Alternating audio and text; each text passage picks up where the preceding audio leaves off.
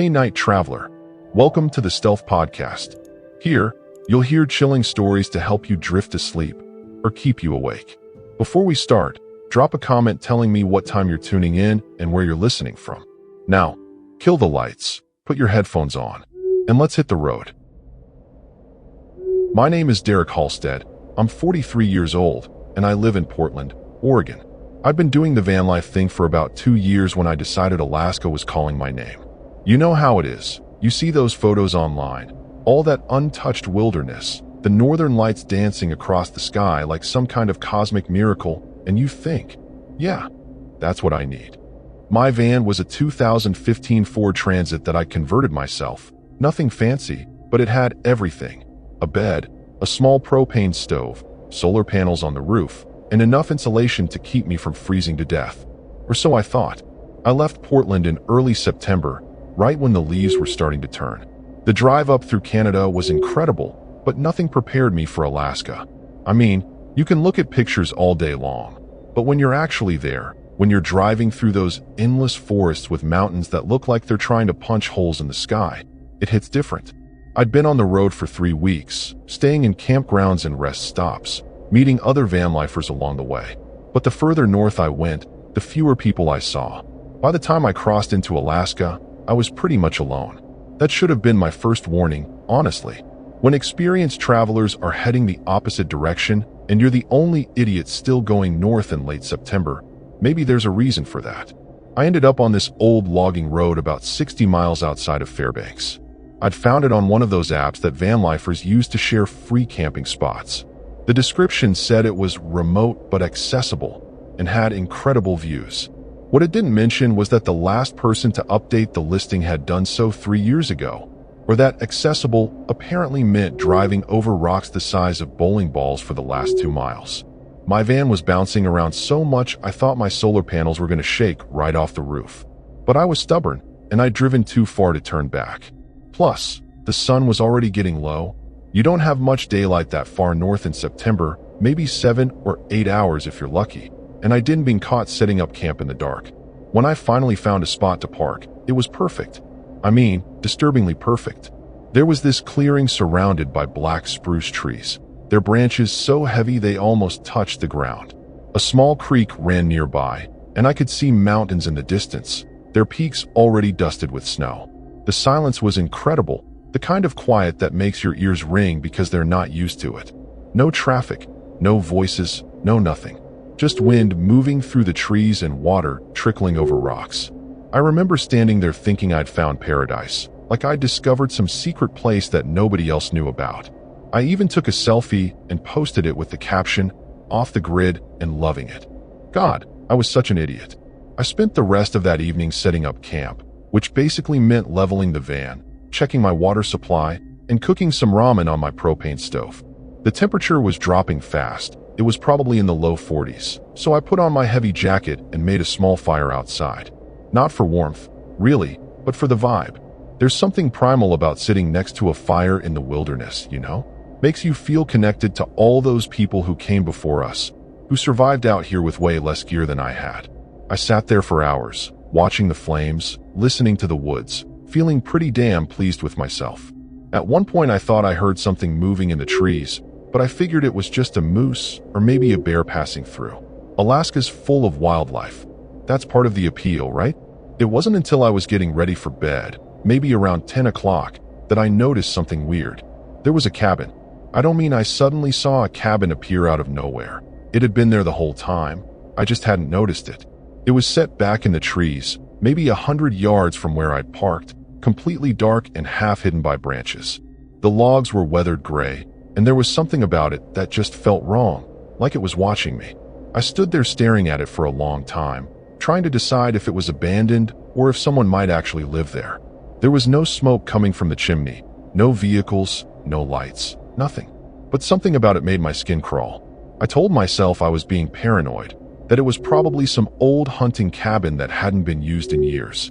Still, I made sure my van doors were locked before I climbed into my sleeping bag that night, and I kept my bear spray within arm's reach, just in case.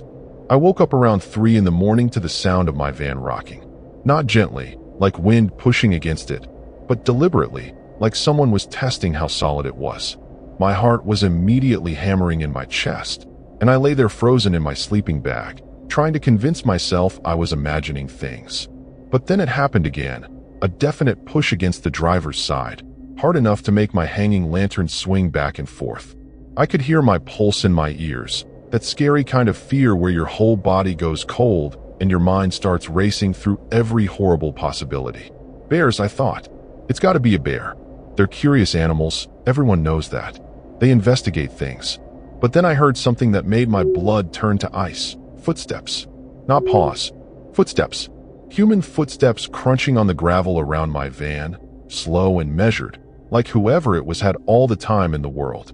I grabbed my phone with shaking hands, but of course there was no signal. I'd known that when I drove out here. It was part of the appeal, being disconnected, but now it felt like the stupidest decision I'd ever made. The footsteps continued circling my van, and I could see shadows moving past my windows through the curtains I'd installed. My curtains weren't totally opaque, just enough to give privacy during the day, and now I was cursing myself for not installing something heavier. I thought about my bear spray, about whether it would even work on a person, about whether I should make noise to scare them off or stay quiet and hope they'd go away. The footsteps stopped right outside my sliding door, and I held my breath, literally didn't breathe for what felt like a full minute. Then I heard it, a knock. 3 deliberate knocks on my door, like someone making a friendly visit at 3 in the goddamn morning in the middle of nowhere, Alaska. I know you're in there. The voice was male, rough like someone who didn't talk to people very often. Saw your fire earlier. You're on private property. I didn't respond. Every horror movie I'd ever seen was playing in my head, and they all said the same thing. Don't open the door, don't engage, don't let them know you're scared. But he knew I was in here. He just said so. Playing dead wasn't going to work. I'm not here to hurt you, he continued, and somehow that made it worse. Nobody who's actually safe to be around has to tell you they're not going to hurt you, right? Just want to talk. Make sure you know the rules out here. His voice had this weird quality to it, calm, but with something underneath, like ice over deep water. I could hear him breathing on the other side of the door, could sense him standing there waiting. I finally found my voice, though it came out way shakier than I wanted. I didn't see any signs.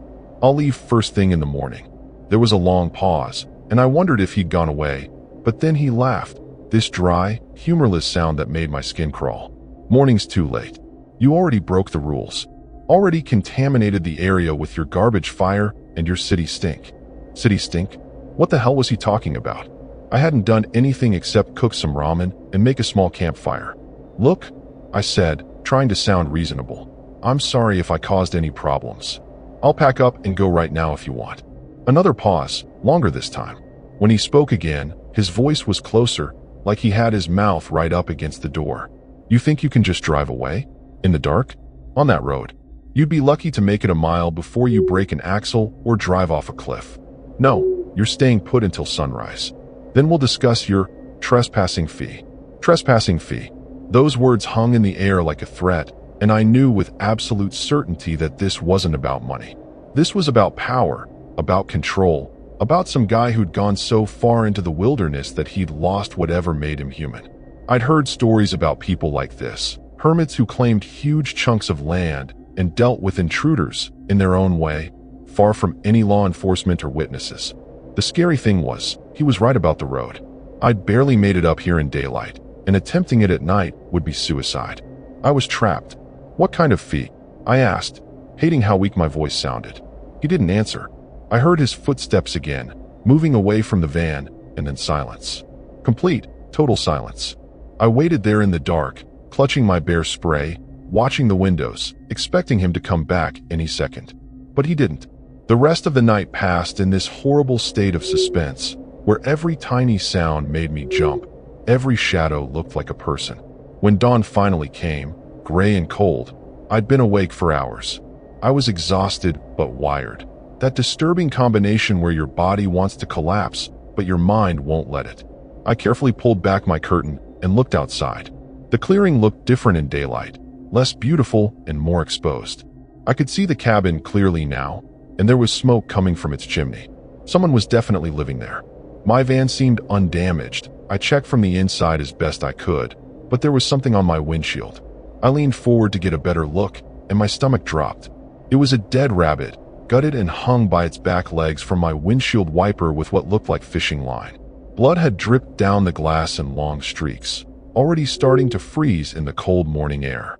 And underneath the rabbit, written in the blood on my hood, were 2 words, "Stay put." I sat there staring at that dead rabbit for I don't know how long, my brain just refusing to process what I was seeing. This wasn't some prank or misunderstanding. This was a threat, plain and simple. The guy had gutted an animal and hung it on my van like some kind of sick warning, and the worst part was I had no idea what he actually wanted from me. Stay put? For how long? Until what? My hands were shaking so bad I could barely hold my phone, even though I knew it was useless. I took pictures anyway, thinking maybe if I survived this I'd need evidence. And isn't that a disturbing thought? When you start thinking in terms of if I survive instead of when I get out of here, you know you're in serious trouble. I needed to think, to come up with a plan, but my mind kept circling back to that blood on my hood and those 2 words. The smart thing would have been to just start the engine and drive, right? Screw what he said about the road being dangerous in the dark. It was daylight now, and I could see where I was going. But something stopped me, and I hate admitting this, but it was fear. Pure, paralyzing fear. Because if I tried to leave and he stopped me, if he had a gun or a weapon or whatever, I'd be completely vulnerable. At least in the van I had walls, locks, some kind of barrier between us. Plus, I kept thinking about what he'd said, that I'd broken rules, that there was a fee to pay. What if trying to leave just made him angrier? What if that's exactly what he was waiting for, some excuse to escalate this whole situation? I'd read about people who disappeared in Alaska, vanished without a trace in all that wilderness, and nobody ever found them. The state's so big, so empty. You could hide 100 bodies out here and nobody would ever know. Around 8 in the morning, I saw him. He came out of the cabin carrying an axe, and my first instinct was to duck down, to hide, but I forced myself to watch. I needed to know what I was dealing with. He was tall, maybe 6'3" or 6'4", with a thick beard that was more gray than brown and hair pulled back in a ponytail. He wore layers, a flannel shirt over thermal underwear, heavy work pants, boots that had seen better days. But it was the way he moved that scared me most. Deliberate, confident, like a predator that knows exactly where its prey is and knows that prey isn't going anywhere. He walked to a woodpile near his cabin and started splitting logs, and I realized he was positioning himself where he could watch my van. Every few swings, he'd glance over, making sure I was still there. It was a power play, showing me he was in control, that he could do whatever he wanted while I sat here trapped. I spent the next few hours trying to figure out my options, and they all sucked. Option 1, try to drive out and hope he didn't stop me. High risk, because that road was genuinely dangerous and he clearly knew the area better than I did. Option 2, wait and see what he wanted, maybe try to reason with him. Also high risk, because reasoning with crazy doesn't usually work out well. Option 3, hike out on foot, abandon the van, and try to make it to the main road. Terrible idea. I had no idea how far I was from anything, no real hiking gear, and the temperature was dropping as clouds rolled in. I was stuck, completely and totally stuck, and he knew it. Around noon, my stomach started growling. I hadn't eaten since yesterday's ramen, but I was too scared to cook anything.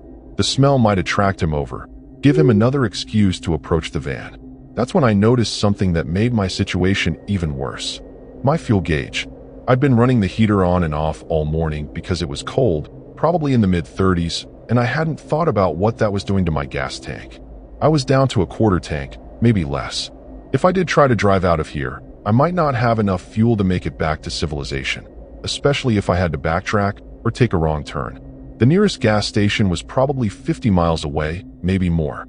I'd been so focused on the immediate threat that I hadn't considered the practical problems, and that's how people die out here. Not from some dramatic confrontation, but from stupid mistakes that compound into fatal situations. No phone signal, low on gas, trapped by a hostile stranger in the middle of nowhere, Alaska. I was checking all the boxes for a horror story, and I was the idiot protagonist who'd walked right into it. Around mid-afternoon, he came toward my van again, and this time he was carrying something. I grabbed my bear spray, positioned myself in the driver's seat ready to start the engine if I needed to, and watched him approach. He stopped about 10 feet away and held up what he was carrying. a thermos, and what looked like a sandwich wrapped in cloth. "Brought you some food," he called out, his voice almost friendly, which was somehow more disturbing than if he'd been threatening. "Figured you're probably hungry. It's just coffee and a sandwich, nothing weird in it. You can test it on your dog or whatever if you don't trust me." I didn't have a dog, and he probably knew that. This was another test, another way of exerting control. If I took the food, I was accepting his what? Hospitality? Authority? If I didn't, I was insulting him, rejecting his generosity. Either way, he won. He set the thermos and sandwich on the ground, took a few steps back, and just stood there waiting, that axe still hanging from his belt like a casual accessory. I didn't take the food. I couldn't. Every instinct I had was screaming that accepting anything from this guy would be crossing some kind of line, like acknowledging his power over me or agreeing to play whatever sick game he had in mind. He stood there for maybe 5 minutes, just watching my van with this patient expression, like he had all the time in the world. Finally, he shrugged, picked up the thermos and sandwich, and walked back toward his cabin. But before he went inside, he turned and called out, "Suit yourself. But you're going to get hungry eventually. And cold. Real cold. Storm's coming tonight." Then he disappeared inside, and I was left wondering if that was a weather prediction or another threat. Probably both, knowing my luck. He wasn't lying about the storm. By late afternoon, the sky had turned this ugly gray-purple color, and the wind was picking up, making the spruce trees sway and creak. The temperature was dropping fast. My little thermometer inside the van read 31 degrees, and it was only going to get worse. I'd camped in cold weather before, but never like this, never while being actively threatened by some wilderness psychopath. I had maybe half a tank of propane left for my heater, and I'd already burned through a quarter of my gas running the engine to stay warm. The math wasn't good. If the storm lasted more than a day or two, I'd be in serious trouble even without the human threat. I started going through my supplies, taking inventory like that would somehow make things better. 3 bottles of water, some granola bars, a can of beans, 2 packages of ramen, and some beef jerky that was probably expired. Not exactly a survival stockpile. The first snow started falling around 6 o'clock, and within an hour it was coming down heavy, those big fat flakes that pile up fast. I could barely see the cabin anymore through the white curtain, which should have made me feel safer, but somehow didn't. Because if I couldn't see him, he could be anywhere. He could be right outside my van, and I wouldn't know until he knocked or shook it or did something worse. The wind was howling now, rocking the van on its suspension, and every gust made me jump. I tried to distract myself by reading on my phone. I'd downloaded some books before losing signal, but I couldn't focus. My eyes kept darting to the windows, to the shadows moving in the swirling snow, my imagination turning every shape into a person, every sound into footsteps. Around midnight, the power went out. Well, not power exactly. I was off-grid, but my solar panels were covered in snow and my battery bank was draining fast. I had to make a choice: run the heater and risk running out of propane, or conserve fuel and risk hypothermia. I compromised, running it for 15 minutes every hour and spending the rest of the time buried in my sleeping bag wearing every layer I owned. But here's the thing about being cold and scared at the same time. Your body burns through energy like crazy. The adrenaline, the shivering, the constant state of alertness, it all takes a toll. By 2 in the morning, I was exhausted but couldn't sleep, hungry but too nervous to eat my dwindling supplies, and starting to realize that the wilderness might kill me before the crazy hermit got a chance to. That's when I heard the scraping sound, metal on metal, coming from somewhere underneath the van. I froze, listening, and there it was again, deliberate, rhythmic scraping. Someone was under my van, doing something, and I had a pretty good idea who. I grabbed my flashlight and shined it out the window, but I couldn't see anything except snow and darkness. The scraping continued for maybe 2 minutes, then stopped. I heard footsteps crunching away through the snow, fading into the storm. My mind was racing through possibilities, none of them good. Had he cut my brake lines? Punctured my gas tank? Disabled something essential? I wouldn't know until I tried to drive, and by then it might be too late. It was brilliant, really, in a terrifying way. He didn't have to physically restrain me. He just had to make me doubt whether my van would even function, make me too scared to try escaping. I spent the rest of the night in this horrible state of paranoid exhaustion, drifting in and out of consciousness, jerking awake at every sound. When dawn finally came, gray and dim through the continuing snowfall, I realized two things. First, there was at least 6 inches of snow on the ground, maybe more, and it was still coming down. That logging road I'd barely managed in good conditions? Forget it. I wasn't getting out that way, not without a plow or a miracle. Second, I could see footprints leading from my van back to the cabin, confirming that someone had definitely been under there during the night. And third, okay, 3 things. There was something hanging from my driver's side mirror. I leaned close to the window to look, my breath fogging the glass, and my stomach turned. It was a small animal skull, maybe a fox or a marten, bleached white and tied with the same fishing line he'd used for the rabbit. No message this time. The skull was message enough. By day 3, I was in bad shape. The storm had finally stopped, leaving everything buried under almost 2 feet of snow, and my propane had run out completely during the night. I'd woken up shivering so hard my teeth were chattering, my breath visible in clouds inside the van. The temperature inside was maybe 20 degrees, and outside it was probably close to 0. I'd put on every piece of clothing I owned: 2 pairs of socks, long underwear, jeans, 2 shirts, my heavy jacket, a beanie, gloves, and I was still freezing. Worse than the cold was the hunger. I'd been rationing my food, trying to make it last, but I'd finished the last granola bar that morning, and all I had left was a can of beans and some jerky. My water bottles had frozen solid overnight, so I'd been melting snow in a pot on my propane stove, except now I didn't have propane, so I couldn't even do that. Dehydration was becoming a real problem. I knew I had to make a decision, and I had to make it soon. I could either stay in the van and slowly freeze and starve to death, or I could go ask the hermit for help.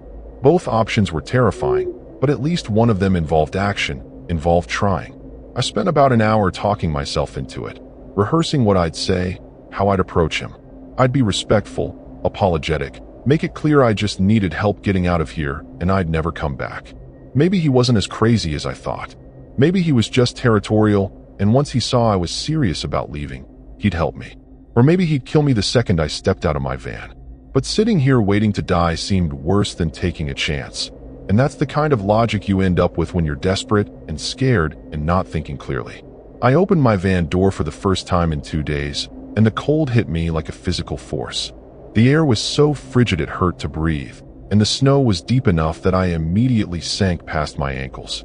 I wasn't wearing proper winter boots, just regular hiking boots, and within seconds my feet were soaking wet and going numb.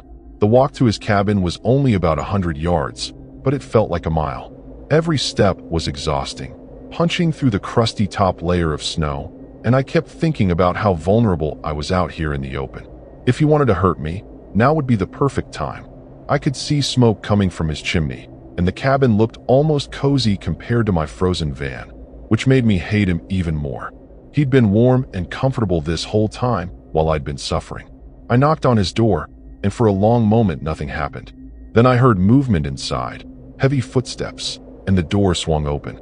He stood there looking down at me, and up close he was even more intimidating. Bigger, harder, with these pale blue eyes that seemed to look right through me. "Changed your mind about that food?" he asked, and there was amusement in his voice, like this was all some kind of joke to him. I swallowed my pride and nodded.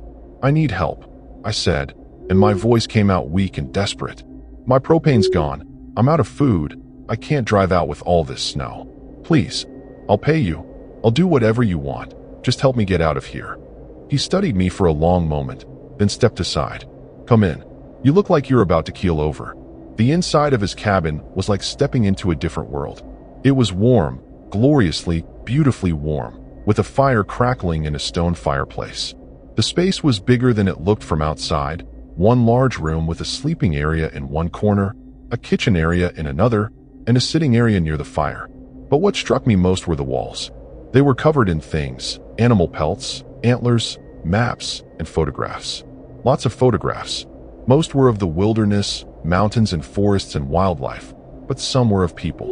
Other vanlifers, I realized with a sinking feeling. Other people who'd camped in that clearing. I could see their vans in the backgrounds of some photos, different models and colors, and none of the people were smiling. They all had this same look: scared, exhausted, desperate. Just like I probably looked right now. "Sit," he said, pointing to a chair near the fire. I'll make you something hot to drink." I sat down, my mind racing, trying to figure out what those photographs meant. Were those people okay? Had they made it out?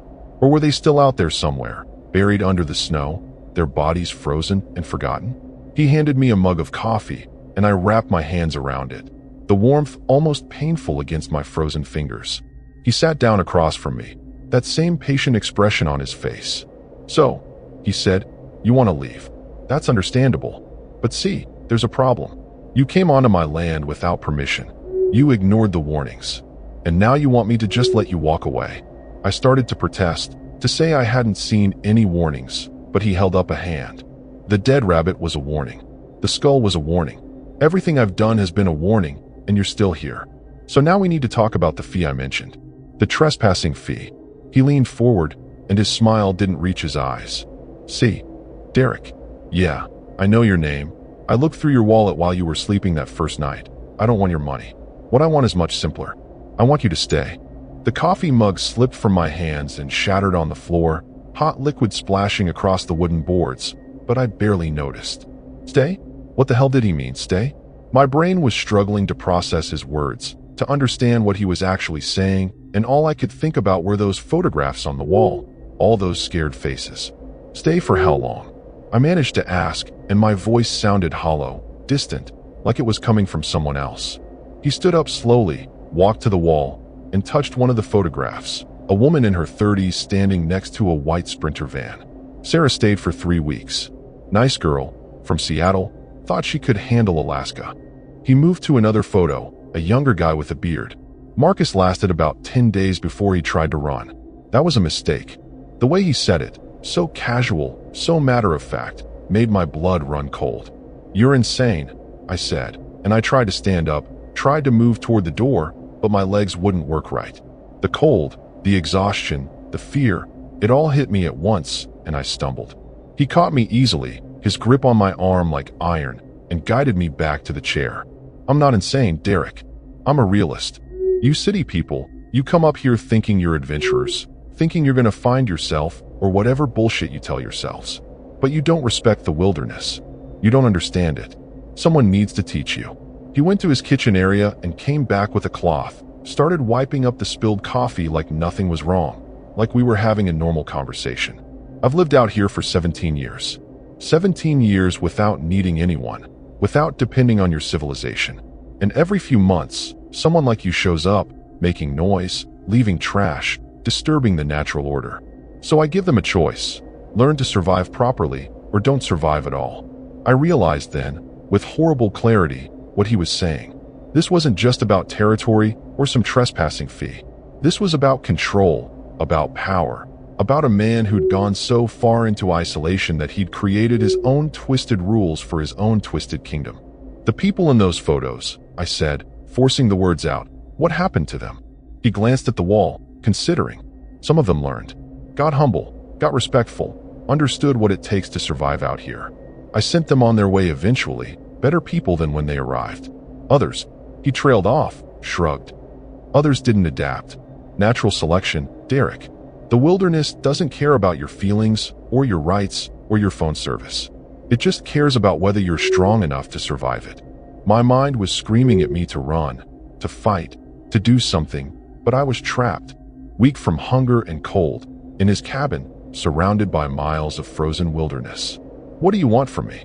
I asked, and I hated how broken I sounded, how defeated. He smiled, and it was almost kind, which made it worse. "I want you to learn, to really learn.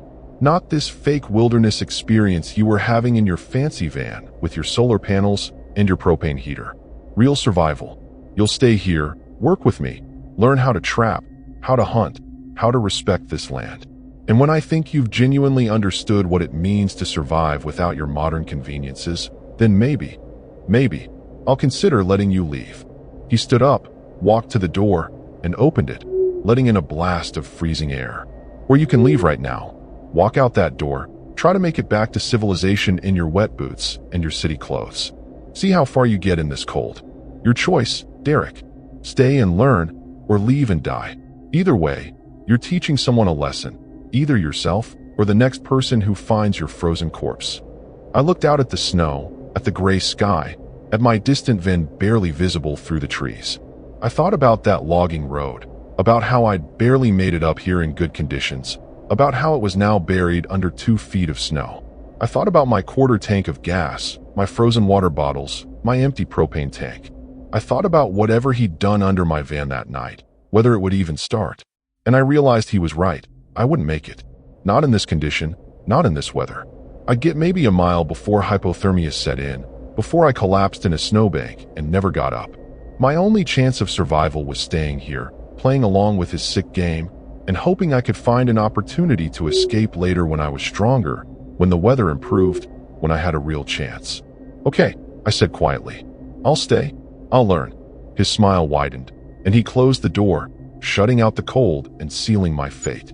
He showed me where I'd be sleeping. A corner of the cabin with a thin mattress on the floor and a wool blanket that smelled like mildew and animal fur. You'll earn better accommodations, he said. For now, you get the basics. Tomorrow we start your education. First lesson is checking the trap line. We've got about 6 hours of daylight, and we'll use all of it. He made me a bowl of stew, some kind of game meat, probably rabbit or squirrel, with root vegetables, and I ate it mechanically, barely tasting it, my mind racing through escape scenarios. But every scenario ended the same way, with me dead in the snow or caught by him and facing something worse than death. That night, lying on that thin mattress, listening to him snore in his own bed across the room, I stared at the photographs on the wall. In the dim firelight, they seemed to move, those scared faces twisting into silent screams, warning me of what was to come. I'd wanted adventure, wanted to find myself in the Alaskan wilderness. Well, I'd found something, all right. I'd found a horror I didn't know existed, and I'd found out exactly how fragile the line was between civilization and savagery. Outside, the wind howled through the trees, and somewhere in the distance, I could have sworn I heard screaming. But it might have just been my imagination. Or it might have been the ghosts of all the others who'd made the same mistake I had, who'd thought they could conquer Alaska and learned too late that Alaska doesn't get conquered. It conquers you.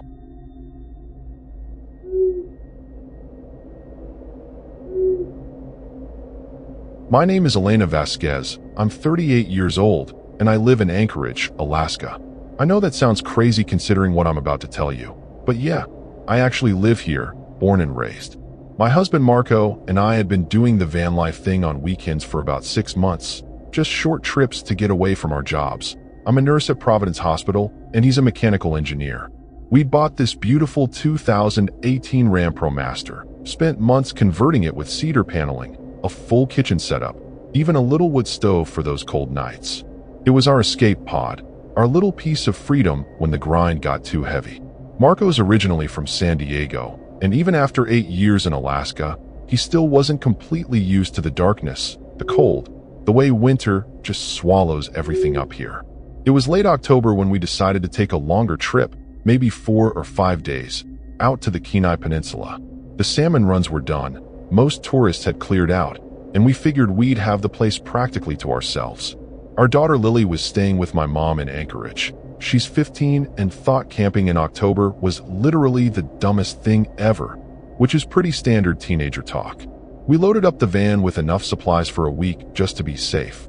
Canned goods, dried food, plenty of propane, extra batteries, our satellite phone because I'm not an idiot. Marco had just installed a new auxiliary heater and he was excited to test it out. We left on a Friday afternoon, driving south on the Seward Highway with the mountains on one side and the ocean on the other, and I remember thinking how lucky we were to live somewhere this beautiful, this wild. We'd planned to camp at one of our usual spots near Cooper Landing, but when we got there, the campground was already full. Apparently we weren't the only locals with the same idea. So Marco pulled out his phone and started looking at alternatives. He found this place on Iovalander, some dispersed camping area about 20 miles off the main highway, up a Forest Service road. The reviews were mostly good, a few people saying it was rustic and isolated, but with incredible views of the mountains. One review from 2 years ago mentioned seeing bears, which honestly wasn't concerning. You see bears everywhere in Alaska. If you're scared of bears, you shouldn't live here. What should have made us think twice was the review from 6 months ago that just said, "Weird vibes, left early," with no other explanation. But we didn't see that one until later. The turnoff from the highway was easy to miss, just a gap in the trees with a faded Forest Service sign that was so old you could barely read it. The road started out decent enough, gravel and dirt, but after about 10 miles it deteriorated into something that barely qualified as a road at all. We were crawling along at maybe 5 miles per hour, the van bouncing over roots and rocks, branches scraping the sides. Marco kept saying we should turn back, that this was getting ridiculous, but I was the stubborn one. I hate giving up on plans, hate admitting defeat, and I convinced him to keep going just a little further. "It'll be worth it," I said. "When do we ever get real solitude?" Famous last words, right? After another 30 minutes of brutal driving, we finally emerged into this clearing, and I had to admit, it was stunning. We were at the edge of a small lake, maybe a quarter mile across, surrounded by mountains that were already snow-capped. The water was so still it looked like black glass, reflecting the gray sky perfectly. We parked near the shoreline, and the silence was immediate and complete. No highway noise, no planes overhead, no other people, just wind and water and the occasional bird call. Marco got out first, stretched, and did a full circle looking around. "Okay, you were right," he admitted. "This is pretty incredible." We spent the next hour setting up camp, which for us meant leveling the van, starting the heater, and organizing our food. The sun was already getting low. This time of year we only had about 9 hours of daylight, and the temperature was dropping fast, probably down to the mid-20s. We made dinner inside the van, pasta with canned sauce, drank some wine, played cards. It felt perfect, romantic even, like we'd escaped not just work but the entire modern world. Around 9 o'clock, we decided to take a walk along the lakeshore before bed, just to enjoy the stars. That's when we found the first one. It was Marco who saw it, his flashlight beam catching something pale against the dark rocks. At first I thought it was driftwood, but when we got closer, I realized it was a skull. Human-sized, but not human. Maybe a moose or a caribou, cleaned completely, bleached by weather. "Nature," Marco said with a shrug, but I noticed his voice was a little tight. We kept walking, and that's when we started seeing more of them. Skulls arranged in a line along the shore, maybe 20 or 30 of them, all different sizes and species. Some were small, like foxes or rabbits. Others were huge, with massive antlers still attached. They were positioned deliberately, facing the water, like they were watching something or guarding something. "What the hell is this?" I said, and my voice sounded too loud in the quiet. Marco didn't answer. He was shining his light further down the shore, and I followed his gaze.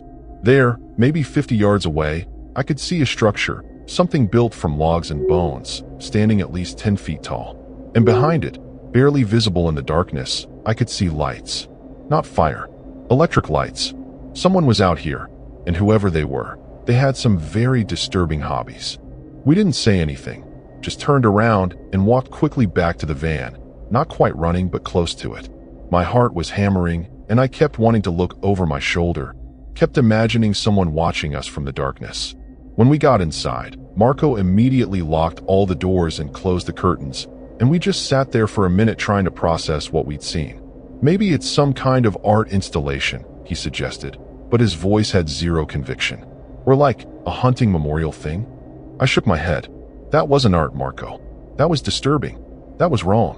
We argued in whispers about what to do. Leave immediately or wait until morning. I wanted to leave right then.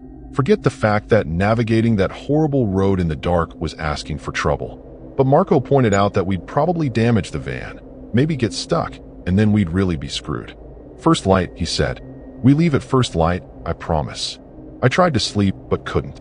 Every little sound outside made me tense up, made me imagine someone creeping toward the van. Around midnight, I heard something that definitely wasn't my imagination. Footsteps on gravel, circling the van slowly. I grabbed Marco's arm, and he was already awake, already listening. We lay there frozen, and then we heard it. A voice singing. A woman's voice, high and clear, singing something that sounded almost like a lullaby, but in a language I didn't recognize.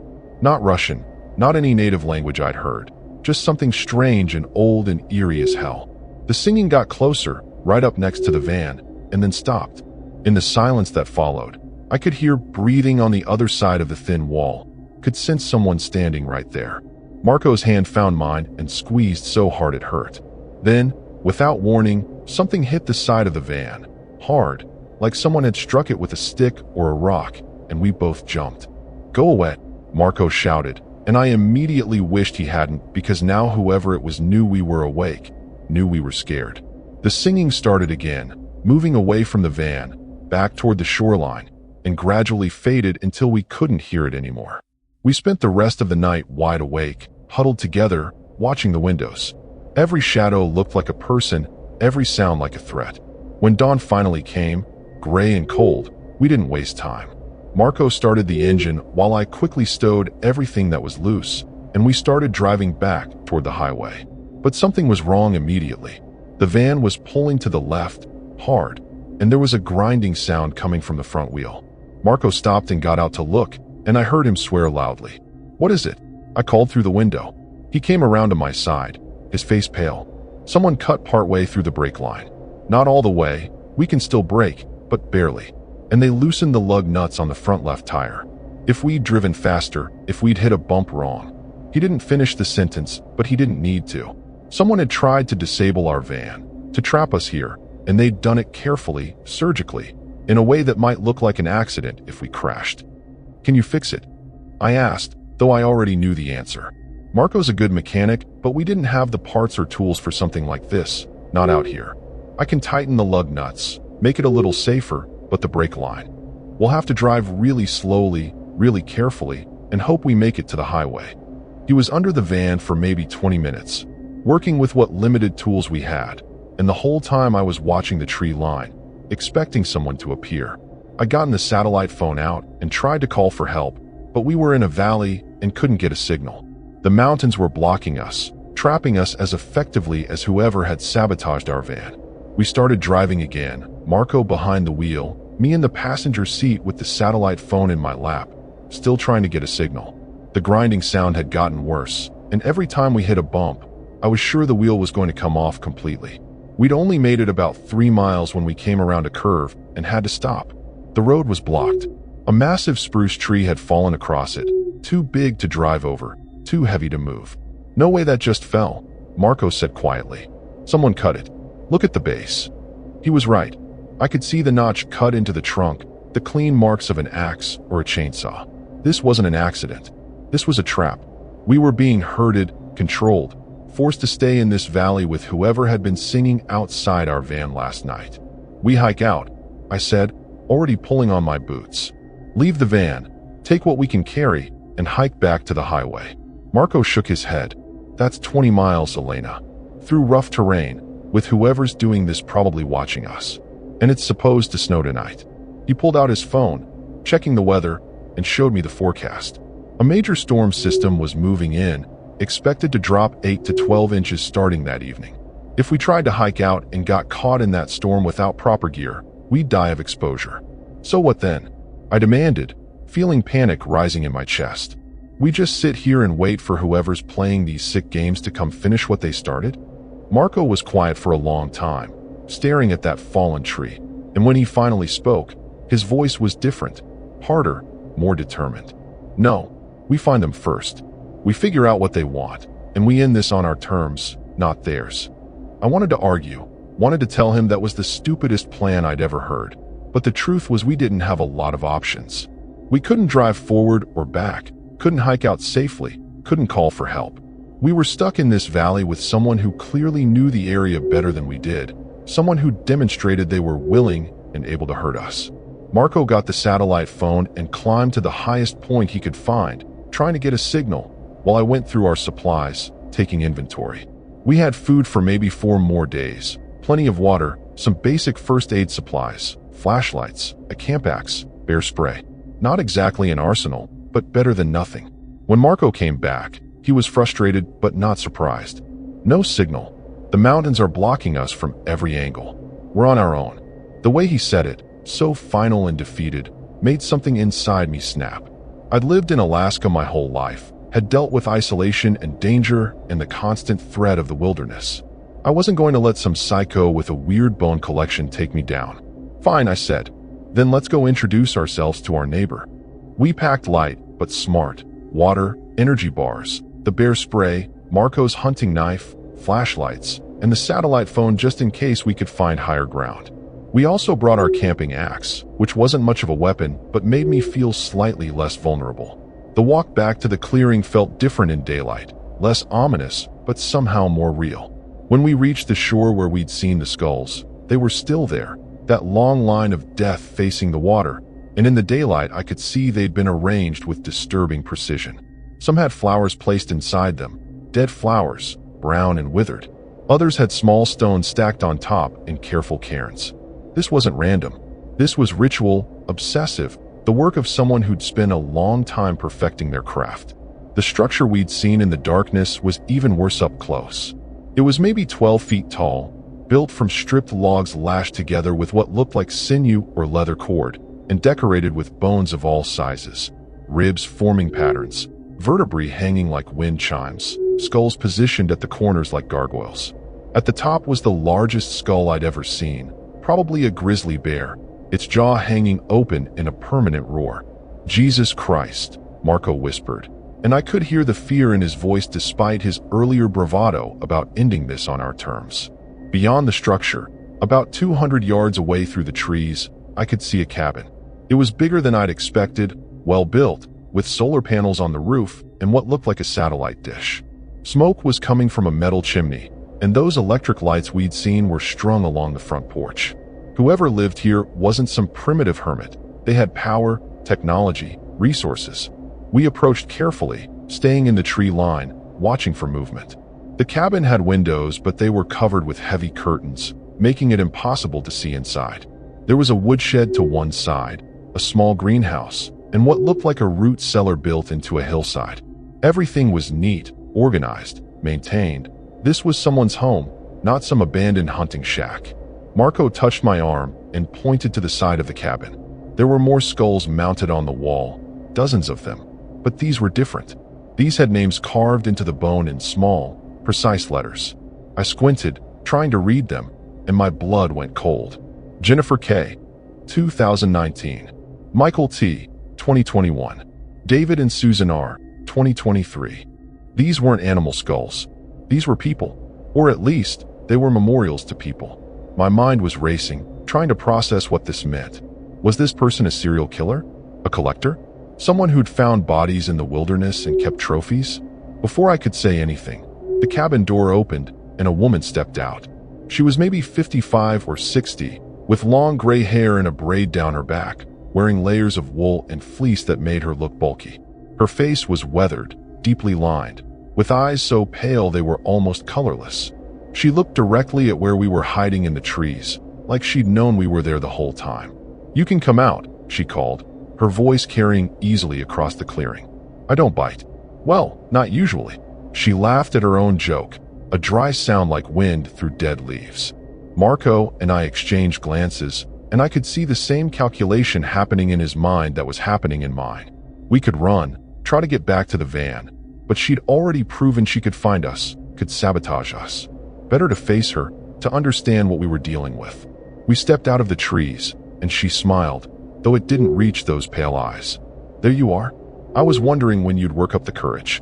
Come, come, you must be freezing. I have tea on." She turned and walked back toward the cabin, just assuming we'd follow, and after a moment we did. What choice did we have? Inside, the cabin was surprisingly normal. Comfortable furniture, bookshelves lined with old paperbacks, a wood stove radiating heat, a kitchen area that smelled like herbs and bread.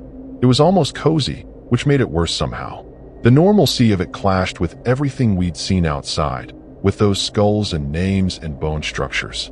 She poured tea into chipped ceramic mugs and handed them to us, and I noticed her hands were scarred, covered in small white lines like she'd been cut hundreds of times.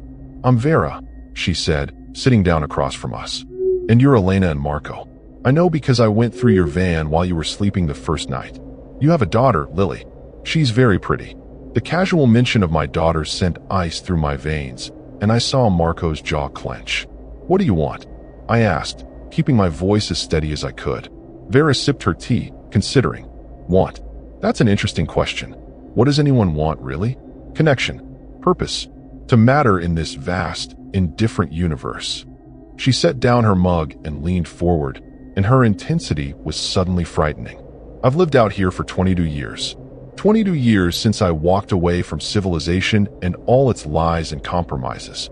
I came here to be alone, to be free, and for a long time that worked. But then people started coming. More and more every year, with their vans and their Instagram photos and their fake appreciation for nature. They'd park here for a night or two, leave their trash, their noise, their presence, and then they'd leave. And I realized something. They didn't respect this place. They didn't understand what it means to truly belong here. So you started killing them? Marco said, and his voice was hard, angry. Vera laughed again, that same dry sound. Killing them? Oh no, dear. I saved them. Some of them, anyway. The ones who were worthy, who showed potential. She gestured to the walls, and I noticed for the first time there were more photographs here too, like the ones I'd imagined in other stories. But these were different. These showed people working, chopping wood, building structures, tending the greenhouse. They all had the same look though, exhausted, haunted, trapped. The skulls outside, Vera continued. Those are my failures. The ones who couldn't adapt, who fought against what this place was trying to teach them. The ones with names, well, they're buried out there somewhere. The wilderness claimed them, as it claims everything eventually. I felt sick, nauseated by her casual tone, by the way she talked about murder like it was education. You're insane, I said, and she smiled at me, a real smile this time, warm and almost motherly. Perhaps, or perhaps I'm the only sane one left. You'll have time to decide, Elena. You and Marco both. She stood up, walked to a cabinet, and pulled out a key ring with dozens of keys on it. Your van won't start now. I finished what I started last night. The road won't be clear for weeks, and with that storm coming tonight, any hope of hiking out is gone. So you have two choices. You can stay here, with me, and learn what it really means to survive in Alaska, to become part of this land instead of just passing through it. Or you can try to leave and join my collection outside. She dangled the keys, and I realized they were van keys, dozens of them, from all the people who'd come before us. What's it going to be? Marco stood up so fast his chair fell backward, and his hand went to the knife on his belt. We're not staying here with you, you crazy. But before he could finish, Vera moved with shocking speed for someone her age. She had a shotgun in her hands, pulled from somewhere behind the cabinet, and it was pointed directly at Marco's chest.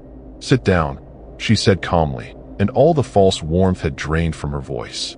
Sit down right now, or I'll put a hole in you big enough to see daylight through.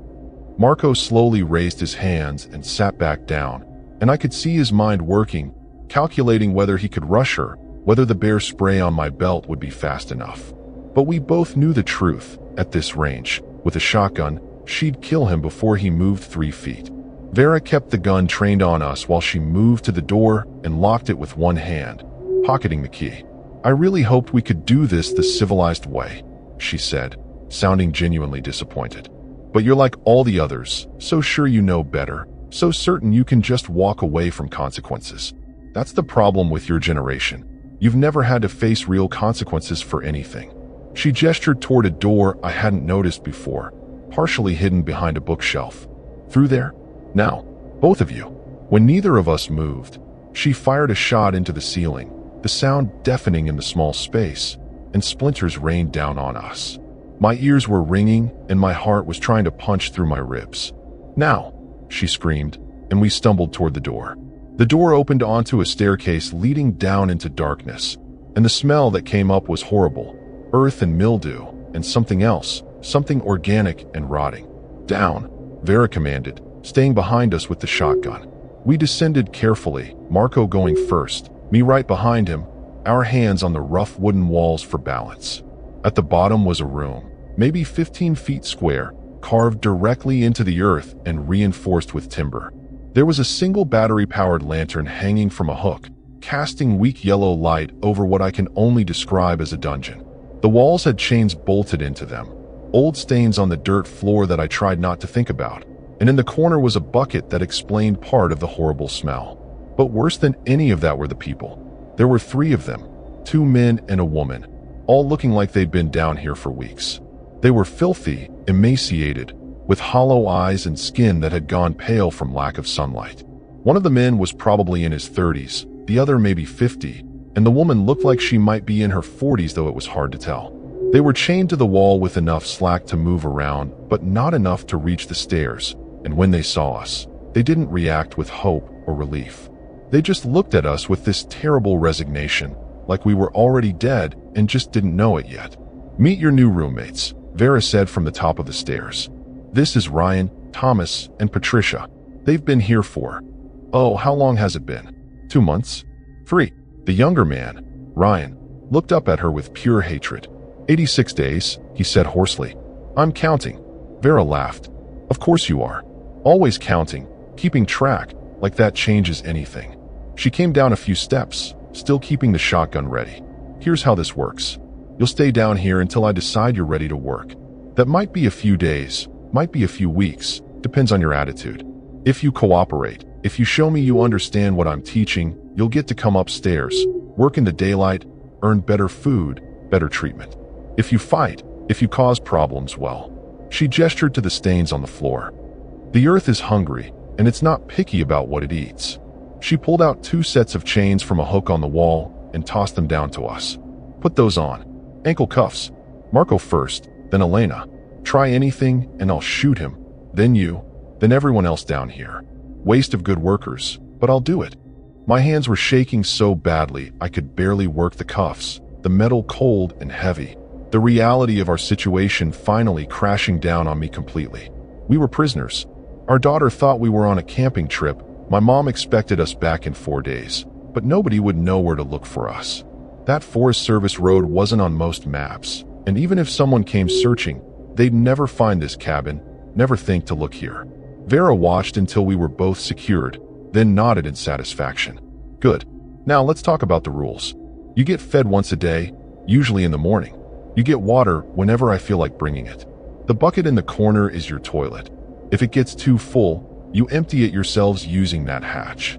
She pointed to a small metal door I hadn't noticed, probably leading outside. "You don't fight each other. You don't try to escape. You don't raise your voices.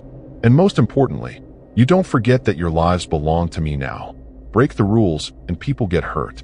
She started back up the stairs, then paused and looked back at us. "Oh, and Elena? Your daughter Lily. She's safe right now, with your mother in Anchorage. I know the address. 425, Hillcrest Drive, right? Yellow house with the blue shutters." My blood turned to ice.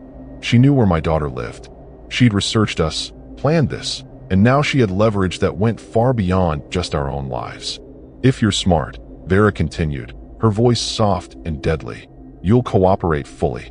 Because I have friends in Anchorage, people who owe me favors, and it would be very easy for something unfortunate to happen to that yellow house. A fire, maybe. Those old wooden houses burn so fast." She smiled at my expression, at the horror that must have been written all over my face. "Just something to think about while you're down here. Sweet dreams." The door at the top of the stairs slammed shut, and we heard a heavy bolt slide into place. Then her footsteps fading away, and then silence except for our breathing and the quiet crying of the woman, Patricia, who had curled into a ball in her corner. Marco immediately went to the chains, examining them, looking for weaknesses, but even in the dim light I could see they were solid, professionally installed, probably been here for years. "How long has she been doing this?" I asked the other prisoners, and Thomas, the older man, laughed bitterly. "I've been here 4 months. Found markers outside, scratched into trees, suggesting there's been others for years. Maybe decades. She's good at what she does. Real good at making people disappear." Ryan, the younger one, looked at Marco with something like pity. "You're an engineer, right? She told us. Said you'd be useful for fixing things. That's why she kept you.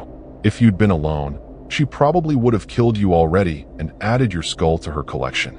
I wanted to scream, to rage against the unfairness of it, but I knew that would accomplish nothing. Instead, I forced myself to think like a nurse, to assess our situation logically. We were trapped, but alive. We had leverage, Marco's skills, my medical knowledge. Vera wanted workers, not corpses, which meant she needed us functional. And most importantly, she'd made a mistake. She'd told us about Lily, thinking it would make us compliant. But what she'd actually done was give me a reason to survive no matter what, to endure anything, to do whatever it took to get back to my daughter.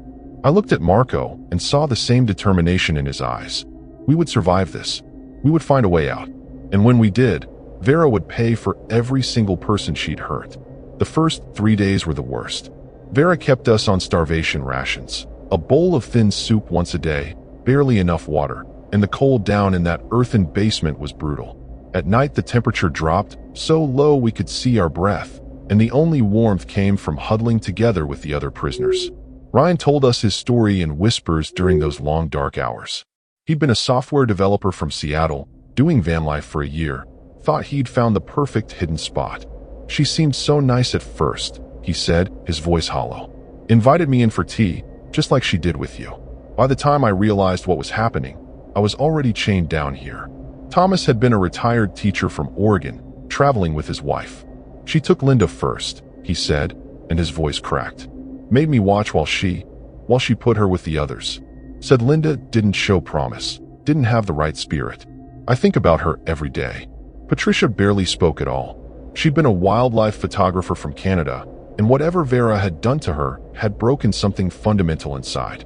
She just rocked back and forth, humming that same eerie lullaby we'd heard outside our van the first night. Ryan explained in a whisper that Vera sometimes made Patricia sing for her, used her as a way to lure new people in, and the guilt of being complicit had destroyed her mentally. She's not coming back from that, Ryan said sadly. Even if we get out, she's gone. The hopelessness in his voice was terrifying because I could feel it trying to seep into me too. That despair that makes you give up, makes you accept that this is just how things are now. But every time I felt it getting too strong, I'd think about Lily, about her 15th birthday coming up in December, about how I'd promised to teach her to drive this winter. I couldn't give up. I wouldn't. On the 4th day, Vera came down and announced that Marco and I had shown adequate compliance and could come upstairs to work. She unchained us, but kept the shotgun ready, watching our every move as we climbed those stairs on shaking legs. The daylight hurt my eyes, and the warmth of the cabin felt almost painful after the cold basement. She fed us a real meal, venison stew with vegetables from her greenhouse, and I hated how good it tasted, hated that my body was grateful to her even as my mind screamed to fight. Marco, you'll help me repair the solar panel array, she said. Some of the connections are corroded and I need someone who understands electrical systems. Elena, you'll assist me in the greenhouse. Some of my plants are diseased and I understand you have medical knowledge that might translate. It was so civilized, so normal, like we were hired help instead of prisoners. Working in the greenhouse, I learned more about Vera than I wanted to know. She talked constantly while we worked, about her life before Alaska, about the husband who'd beaten her, the children who'd been taken away by social services, the therapist who'd called her unstable. They wanted to medicate me, she said, carefully trimming a tomato plant. Turn me into a zombie who'd just accept how broken the world is. But I'm not broken, Elena. I'm the only one who sees clearly. Out here, away from all their rules and judgments, I can finally be who I was meant to be. She talked about the land like it was alive, like it spoke to her, told her which people were worthy and which needed to be returned to the earth. The scary part was how rational she sounded, how intelligent and articulate. This wasn't some frothing lunatic. This was someone who'd built an entire philosophical framework to justify her actions. I played along, nodded at the right times, asked questions that showed interest, because that's what you do when you're trying to survive. Marco was doing the same thing. I could tell from the way he interacted with her when we were all together. He complimented her engineering, asked about her solar setup, treated her like a respected colleague instead of a kidnapper and murderer. We were both trying to earn trust, to wait for the opportunity that would eventually come. And it did come, faster than I expected, on the 8th day. Vera had been drinking. She had bottles of homemade alcohol hidden around the cabin, and she was getting sloppy, nostalgic. She started showing us photographs from before, from when she'd first come to Alaska, and she put down the shotgun to flip through an album. It was only for a moment, maybe 3 seconds, but Marco saw it too. Our eyes met across the room, and I saw him tense, preparing to move. But then we heard it, a sound that changed everything. An engine, a vehicle engine, coming up that horrible Forest Service road, getting closer. Vera's head snapped up, all the alcohol-induced softness vanishing instantly, and she grabbed the shotgun. Downstairs. Now, both of you. But I could see the panic in her eyes, The realization that she couldn't handle us and whoever was coming at the same time.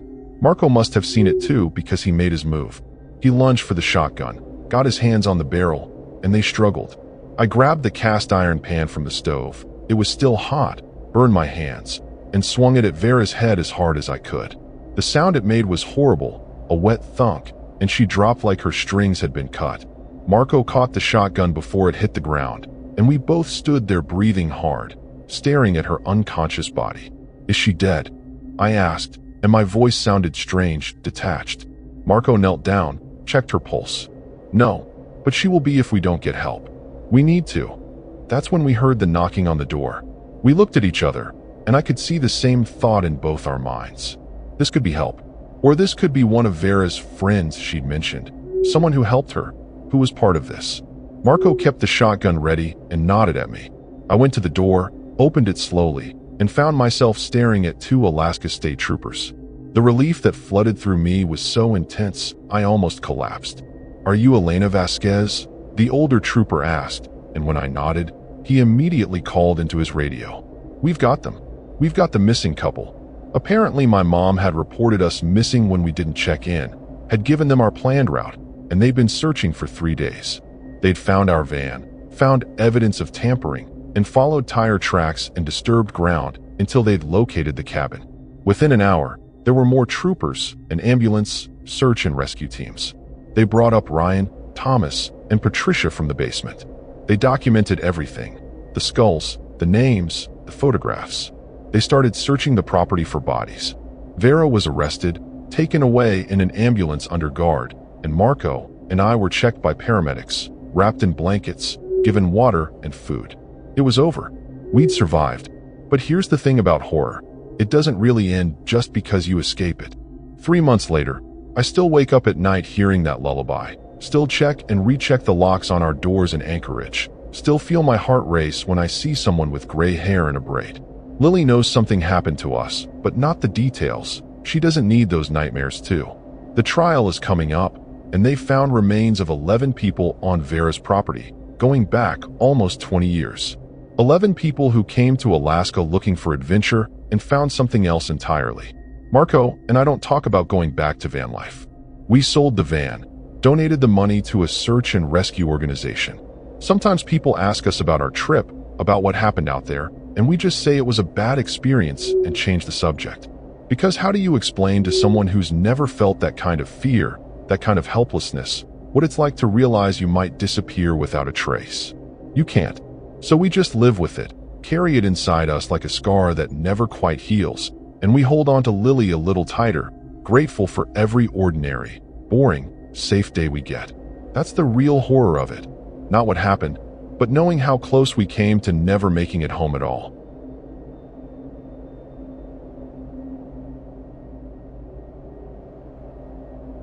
My name is Marlene Kovac. I'm 43 years old, and I live in Portland, Oregon. I've been doing the van life thing for about 8 months when I decided Alaska was calling my name. You know how people romanticize the wilderness? Yeah, well, I was one of those idiots. I'd converted this beat-up 1998 Dodge Ram van into something livable. Nothing fancy, just a bed platform, some storage, a portable stove, and enough blankets to survive what I thought would be an adventure. My best friend Simone thought I'd lost my mind. Alaska in September? Marlene, you're gonna freeze your ass off, she'd said over FaceTime before I left. But I was stubborn, always have been, and I wanted to prove I could handle real isolation, real nature, not just the sanitized campgrounds down in the lower 48. I'd been driving for 3 days straight when I rolled into the outskirts of Talkeetna, this tiny town that sits in the shadow of Denali. The place had maybe 900 people, and most of them were either guides, pilots, or folks who'd given up on civilization entirely. I grabbed supplies at the general store, canned goods, propane, water, the usual, and chatted with the clerk, this older guy named Roy who had a scar running down his left cheek, like something had tried to take his face off years ago. "You camping alone?" he asked, eyeing my Oregon plates through the window. When I nodded, he got this look, kind of disturbing how his expression shifted. "Stay near the main roads. Don't go poking around the back country without telling someone where you're headed. People disappear out here, and we don't always find them." I laughed it off, thought he was just trying to scare the outsider, but something in his voice made my stomach tighten just a little. That evening, I drove about 40 miles north on the park's highway, then turned off onto this unmarked dirt road I'd found on my map app. I wanted real solitude, the kind where you can't hear traffic or see another human soul, and this logging road looked perfect. The sun was already low, casting everything in this orange-golden light that made the spruce trees look like they were on fire. I drove maybe 5 miles in, the road getting rougher, my van bouncing over roots and rocks, until I found this clearing next to a half-frozen creek. It was beautiful in that scary, untouched way. No cell service, no other vehicles, just me and the wilderness. I parked, set up my little camp chair outside, and made myself some instant ramen on the portable stove. The silence was so thick it felt like it had weight, pressing down on my chest. Every snap of a twig made me jump, which was stupid because I'd wanted this, right? The isolation, the experience, the whole finding myself in nature bullshit. Around 10 p.m., when the darkness had swallowed everything except the small circle of light from my headlamp, I heard something that made my blood run cold. It wasn't footsteps or strange sounds. I know everyone expects that in horror stories, but it was this low, rhythmic whistling. Not a bird, not the wind, but someone whistling a tune I didn't recognize, maybe 100 yards away through the trees. I froze with my spoon halfway to my mouth, listening so hard my ears started ringing. The whistling stopped, then started again, closer this time, moving in a slow circle around my camp. My heart was hammering so hard I thought I might pass out. I killed my headlamp and sat there in complete darkness, trying to control my breathing. The whistling continued for maybe 10 minutes, never getting close enough for me to see who, or what, was making it. Then it just stopped. Dead silence again. I waited another hour before I finally crawled into my van, locked both doors, and lay there staring at the ceiling, wondering what the hell I'd gotten myself into. I didn't sleep much that night. Every sound became a potential threat. Branches scraping against the van, something small scurrying underneath, the creek water gurgling over rocks. Around 3 a.m., I heard what sounded like footsteps crunching through frost, slow and deliberate, circling my van. I held my breath, my hand gripping the tire iron I kept under my pillow, waiting for something to happen. A face at the window, a hand trying the door, anything. But nothing came. The footsteps just kept circling, over and over, until the sky started to lighten and they finally faded away. When dawn broke, I practically ripped the door open and stumbled outside, desperate for daylight and confirmation that I wasn't losing my mind. That's when I saw them, boot prints in the frost, big ones, way bigger than mine, making a perfect circle around my van. And in the dirt near my driver's side door, someone had drawn something with a stick, a crude symbol that looked like an X inside a circle, with 3 lines radiating from the top. I stood there staring at that symbol, my breath making clouds in the cold air, and realized that Roy at the store had been right. Something was out here, and whatever it was, it knew I was alone. The scary part wasn't what had happened. It was the feeling that this was just the beginning. That whoever had been circling my van in the darkness wasn't trying to hurt me yet. They were just letting me know they were watching, waiting, and that I'd made a horrible mistake coming out here alone. I looked around at the endless trees, the isolation I'd been so desperate for, and understood with perfect, disturbing clarity that I was trapped. Leaving meant driving 5 miles on a narrow road where someone could easily block my path, and staying meant waiting for whoever had drawn that symbol to come back. Either way, I wasn't in control anymore. I spent the next hour debating whether to pack up and run or stay put, and hope whoever had been stalking my van was just trying to scare me off. In the end, I decided to stay, partly because I was stubborn, partly because I didn't want to admit defeat after only one night, but mostly because the idea of driving that narrow logging road with someone potentially waiting in ambush scared me more than staying. I made coffee on my camp stove, my hands shaking so bad I spilled half the grounds, and tried to rationalize what had happened. Maybe it was just some local asshole who didn't like outsiders parking on what they considered their territory. Maybe the whistling and the symbol were meant to intimidate me into leaving, nothing more. But even as I told myself these things, I couldn't shake the memory of those boot prints circling my van like a predator marking its territory. Around noon, I decided to hike down to the creek to refill my water containers. The sun was out, making everything look less threatening, and I figured daylight was probably the safest time to move around. I grabbed my water jugs and my bear spray, which now felt laughably inadequate, and picked my way through the underbrush toward the sound of running water. The creek was about 50 yards from my van, cutting through a rocky channel lined with frost-covered stones. I knelt down to fill my first container, watching the clear water rush over my fingers, when I noticed something wedged between two rocks on the opposite bank. At first I thought it was just debris, maybe an old piece of clothing someone had lost, but when I looked closer, my stomach dropped. It was a backpack, the kind hikers use, faded green and covered in dirt. And next to it, half buried in mud, was a boot. Just one boot, still laced up, like someone had stepped out of it and walked away. I stood up so fast I nearly dropped my water jug. My mind was racing. This could be nothing, just trash someone had left behind, but combined with everything else, it felt like a warning. Like whoever had been watching me wanted me to find this, wanted me to understand that other people had been here before me and they hadn't left. I backed away from the creek, my eyes scanning the tree line, suddenly hyper-aware of every shadow, every rustling branch. It felt different now, like it was holding its breath, waiting to see what I'd do next.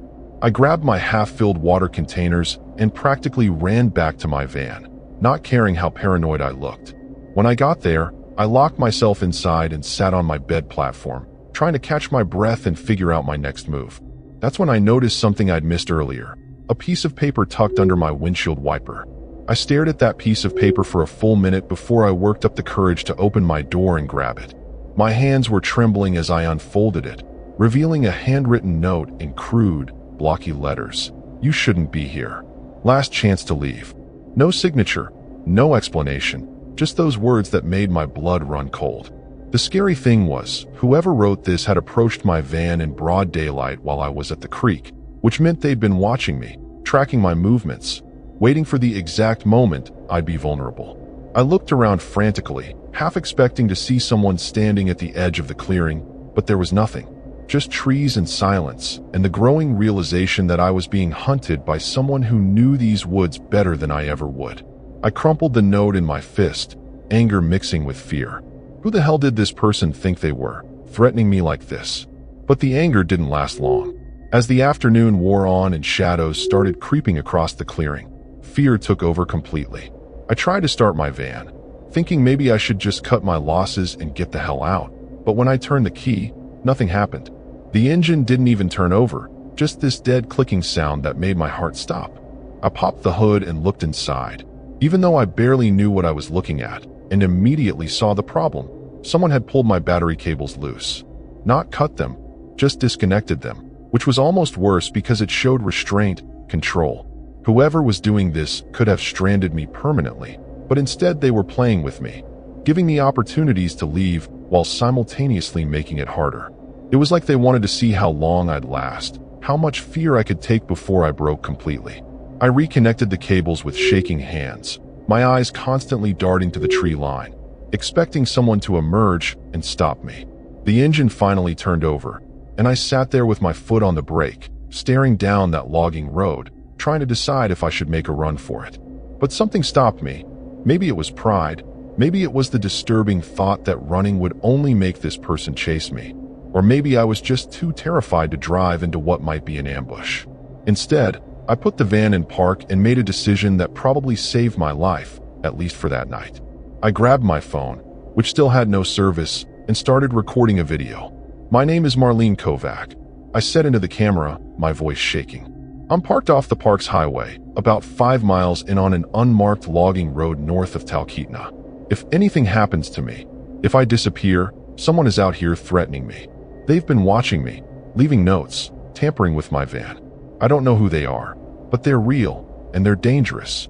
I saved the video to my phone, knowing it was probably pointless without service, but it made me feel slightly less alone. At least if something happened, there'd be evidence. At least someone might eventually find out what happened to me out here, in this godforsaken wilderness. That second night was when things went from scary to absolutely horrifying. I'd barricaded myself in the van, wedging my camp chair under the door handles and keeping the tire iron within reach. Around 8 p.m., just as full darkness settled in, I heard a vehicle approaching. My heart leaped. Maybe it was someone normal, Maybe park rangers or loggers who could help me get out of this nightmare. I peeked through my curtains and saw headlights bouncing through the trees, getting closer. But then the vehicle stopped maybe 200 yards away, just sitting there with its engine running and lights pointed directly at my van. I waited for someone to get out, to call out, to do something, but they just sat there. 5 minutes passed, then 10, then 20. The whole time, those headlights never moved, never dimmed, just kept me pinned in this spotlight while my imagination ran wild about what was happening out there in the darkness beyond the lights. Then the whistling started again. Same tune as the night before, but this time it was coming from multiple directions, one from where the vehicle sat, another from behind my van, maybe a third from near the creek. My mind reeled. Were there multiple people out here, or was one person moving impossibly fast, trying to make me think I was surrounded? Either option was terrifying. I grabbed my bear spray and my tire iron, feeling ridiculous because what good were they against people who clearly knew what they were doing? The whistling continued for maybe 30 minutes. This eerie coordination that felt rehearsed, practiced, like they'd done this before to other people. Then, just as suddenly as they'd started, the headlights cut out and the whistling stopped. Complete darkness and silence. I sat there in my van, barely breathing, waiting for whatever came next. That's when I heard footsteps on my roof. Someone was walking on top of my van. Slow, deliberate steps that made the metal creak and groan under their weight. I pressed myself against the far wall, staring up at the ceiling, watching it flex slightly with each footstep. My rational brain tried to tell me this was impossible, that I was hallucinating from fear and lack of sleep, but I could feel the van rocking, could hear the scrape of boots against metal. The person, or thing, walked from the back to the front, then back again, like they were pacing, thinking, deciding what to do with me. Then they stopped directly above where I was sitting. I held my breath, my finger on the trigger of the bear spray, ready to blast anyone who broke through. But instead of breaking in, they started drumming on the roof. Not random banging, but a rhythm, almost like Morse code. Tap, tap, tap, pause, tap, tap, pause, tap, tap, tap, tap. It went on for what felt like hours, but was probably only a few minutes. This maddening pattern that seemed designed to break me psychologically rather than physically. When the drumming finally stopped, I heard them jump off the roof and land heavily on the ground. I expected them to try the doors, to smash a window, to do something violent, but instead I heard dragging sounds, like they were pulling something heavy through the dirt. Curiosity got the better of me, stupid, I know, and I peeked through a gap in my curtains. What I saw made my blood freeze. In the moonlight, I could make out a figure, tall and broad-shouldered, wearing what looked like old hunting gear and a hood that completely obscured their face. They were dragging tree branches and logs, arranging them in a circle around my van. Not random placement, but deliberate, careful positioning, like they were building something. It took me a moment to realize what I was seeing. They were creating a barrier, trapping me inside a ring of wood. And then the truly disturbing part hit me. They were preparing to burn me alive. I panicked, started the engine and threw the van into reverse, intending to smash through whatever they were building and get the hell out. But I'd only moved about 10 feet when I felt the sickening crunch of a tire going flat. Then another. The van lurched sideways and I slammed on the brakes, realizing immediately what had happened. They'd put something sharp under my tires, probably nails or spikes, and I'd driven right over them. Now I was immobilized, trapped in a disabled van while someone circled outside, finishing their ring of wood. I could hear them working, hear the scrape of branches being dragged, the thunk of logs being dropped into place. My mind raced through options. I could make a run for it on foot, but where would I go? I had no idea which direction led to safety, and whoever was out there knew these woods intimately. I could stay in the van and hope they weren't actually planning to burn it, but that seemed like wishful thinking given everything that had happened.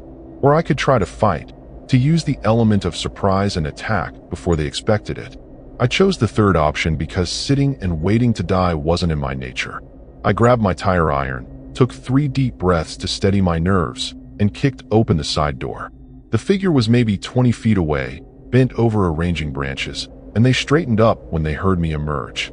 For a moment, we just stared at each other, me with my pathetic tire iron raised, them with their obscured face and absolute stillness. Then they spoke, and their voice was nothing like I expected. It was calm, almost gentle, with a slight accent I couldn't place. You should have left when I gave you the chance, they said. This land doesn't belong to you. It doesn't belong to anyone who thinks they can just roll in and take what they want. I wanted to argue, to explain I was just passing through, but the words stuck in my throat because I realized something terrifying. This person wasn't crazy. They were completely rational, operating under their own twisted logic, which somehow made them more dangerous than any raving lunatic. They thought they were protecting something, enforcing rules that only they understood, and I'd violated those rules by simply existing here. I stood there gripping that tire iron, every muscle in my body screaming at me to run, but my feet wouldn't move. The figure took a step toward me, and in the moonlight I could finally make out more details. They were definitely male, probably in his 50s, with a massive beard that stuck out from under the hood and hands that looked like they'd spent decades doing hard labor. I've been living out here for 17 years, he said, his voice still eerily calm. 17 years watching people like you come through, disrespecting the wilderness, leaving trash, making noise, thinking you own the place because you paid for gas to get here. He gestured around at the trees, the clearing, like he was showing me sacred ground. This isn't a playground. This isn't your Instagram photo opportunity. This is home to things you don't understand, and I'm the one who keeps it protected. The way he said it, with such absolute conviction, made me realize I wasn't dealing with just some territorial lunatic. This guy had created an entire mythology around himself, cast himself as some kind of guardian, and anyone who violated his rules became the enemy. I'm leaving, I managed to say, hating how my voice shook. Just let me change my tires and I'll drive out of here. You'll never see me again. He laughed at that, this low chuckle that made my skin crawl. Your tires are ruined. Both back ones are shredded. You're not driving anywhere. He took another step closer and I raised the tire iron higher, showing him I'd fight if I had to. He stopped, tilting his head like he was considering something. You've got spirit, I'll give you that. Most people are crying by now, begging, making promises they'd never keep. But you're still thinking you can fight your way out. He reached into his coat and pulled out something that made my heart stop, a hunting knife, easily 10 inches long, the blade catching moonlight. The thing is, Marlene, yeah, I know your name, saw your ID when I went through your van yesterday while you were hiking. The thing is, I don't actually want to hurt you. I want you to understand why you don't belong here. The fact that he'd been inside my van, going through my things while I was gone, made me feel violated in a way that was almost worse than the physical threat. How long had he been watching me? How many times had he been close enough to kill me, but chose not to? What do you want? I asked, trying to keep him talking because every second was another second I wasn't dead. He walked over to the ring of wood he'd been building and kicked one of the logs. I want you to carry a message back to civilization. Tell them that the wilderness isn't theirs to conquer anymore. Tell them that there are still places where nature has defenders, where people who disrespect the land will face consequences. He pointed the knife at me. But first, you need to understand what happens when people don't listen. Come with me. I want to show you something. Every instinct told me not to follow him, but what choice did I have? I was trapped here with flat tires, no cell service, and a man who demonstrated complete control over this situation. We walked through the forest, him leading with a flashlight, me following about 10 feet behind with my tire iron still gripped uselessly in my hand. We went maybe a quarter mile, winding through dense trees and over fallen logs, until we reached a small ravine I hadn't known existed. He pointed his flashlight down into it, and what I saw made me drop to my knees and vomit.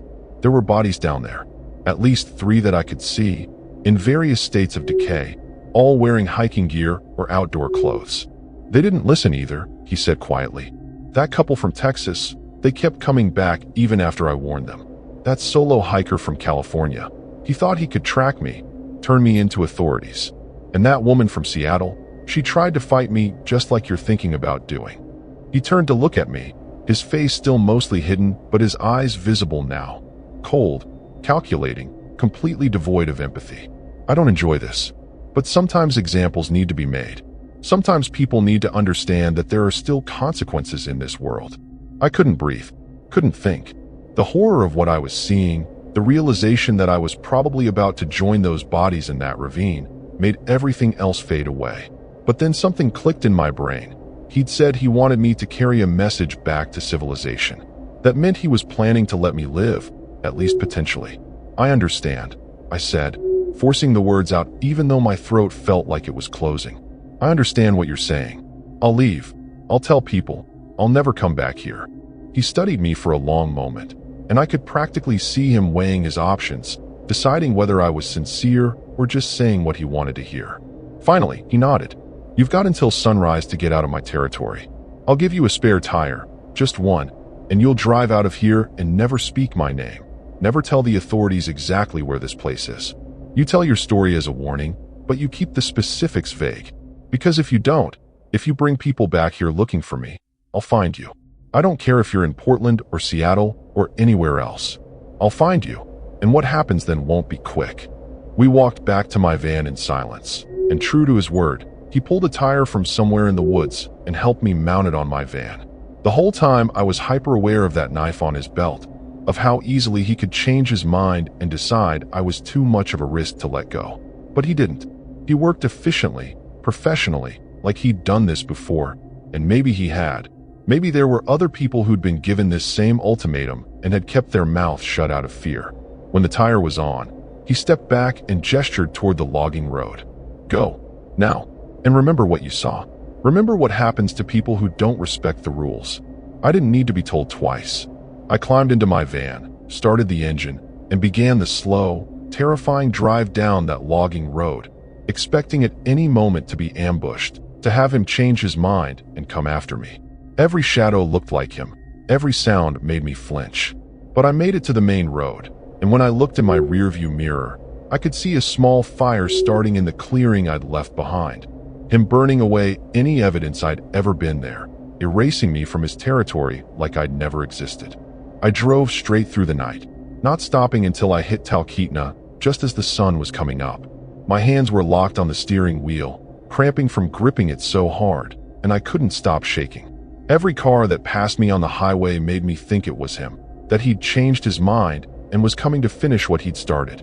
When I finally pulled into the parking lot of that general store where I'd met Roy, I just sat there for 20 minutes trying to convince myself I was actually safe, that I'd really made it out. But safe is a relative term when you've seen what I saw. When you know there are bodies rotting in a ravine and the person responsible is still out there, still protecting his territory. I thought about going to the police, about telling them everything, showing them the video I'd recorded. But then I remembered his threat, I'll find you, and the absolute certainty in his voice when he said it. This wasn't some random psycho making empty promises. This was someone who'd successfully killed at least 3 people and gotten away with it. Someone who knew how to stay hidden, how to track people. Roy was opening up the store when I finally dragged myself inside. He took one look at me, muddy, exhausted, probably half crazy, and his expression changed. That scar on his face seemed to deepen as he frowned. You went up into the back country, didn't you? He said, not even making it a question. I nodded, unable to speak, and he sighed like he'd seen this before. Let me guess. Strange sounds at night? Someone watching you? Maybe threats. I nodded again, and he poured me a cup of coffee from the pot he'd just made. His name is Garrett Voss, or at least that's what he used to be called before he went completely feral. Used to be a hunting guide, real popular with tourists, knew these woods better than anyone. Then about 17 years ago, something snapped. His wife and kid died in a car accident down in Anchorage, and he blamed modern society, blamed tourists who'd been driving the car that hit them. He disappeared into the wilderness and started his own twisted crusade against anyone he deemed unworthy of being here. The coffee burned my throat, but I kept drinking, needing something to ground me in reality. Why haven't the police arrested him? I asked. Roy gave me this look that was equal parts sad and resigned. Because he's a ghost. People report encounters, sure, but by the time anyone goes looking, he's gone. He knows every cave, every hiding spot, every trail in a 100-mile radius. And the bodies. He lowered his voice even though we were alone in the store. The ones people claim to have seen, they're never there when authorities check. He moves them, hides them, or maybe the wilderness just swallows them up. Alaska is good at keeping secrets, and Garrett knows how to use that to his advantage. Some folks think he's a myth, just stories to scare tourists. Others know better. I thought about those bodies in the ravine, about how he'd probably already moved them by now, erasing the evidence just like he'd burned my campsite. I saw them, I whispered. I saw at least 3 bodies. I could take police back there, Show them exactly where. Roy cut me off. And then what? You think Garrett won't know you broke your word? You think he won't come for you? I left Talkeetna 2 hours later, after buying enough supplies to get me back to civilization without stopping. I drove for 36 hours straight, only pausing for gas, not sleeping until I was back in Portland, back in my own apartment with locks on the doors and neighbors on the other side of the walls. But even then, even surrounded by the safety of the city, I couldn't shake the feeling that I was being watched. Every time I saw a truck that looked like it had come from Alaska, every time I noticed someone in hunting gear at the grocery store, my heart would start racing. I'd wake up at 3 a.m. convinced I'd heard whistling outside my window, that rhythmic tune that still haunted my dreams. Simone came over a few days after I got back, took one look at me, and demanded to know what had happened. I told her a version of the story, left out the bodies, left out Garrett's name, just said I'd had a scary encounter with a territorial local who'd threatened me. She wanted me to go to the police, but I refused, and I could see in her eyes that she thought I was being crazy, letting fear control me. Maybe I was crazy. Maybe I should have reported everything. Consequences be damned. But here's the thing about true horror. It's not just what happens in the moment. It's what lingers after. It's the knowledge that evil exists in places and forms you never imagined, and that sometimes the only way to survive is to accept that you can't fight it, can't expose it, can't win against it. You can only escape and hope it doesn't follow. I sold my van 3 weeks later, couldn't stand looking at it, couldn't stand the memories it carried. Quit the van life dream entirely, got a regular apartment, a regular job, started seeing a therapist who specialized in trauma. I never told her the full story either, just said I'd had a bad experience camping and needed help processing it. She taught me breathing exercises, gave me medication for the anxiety and insomnia, told me that time would heal these wounds.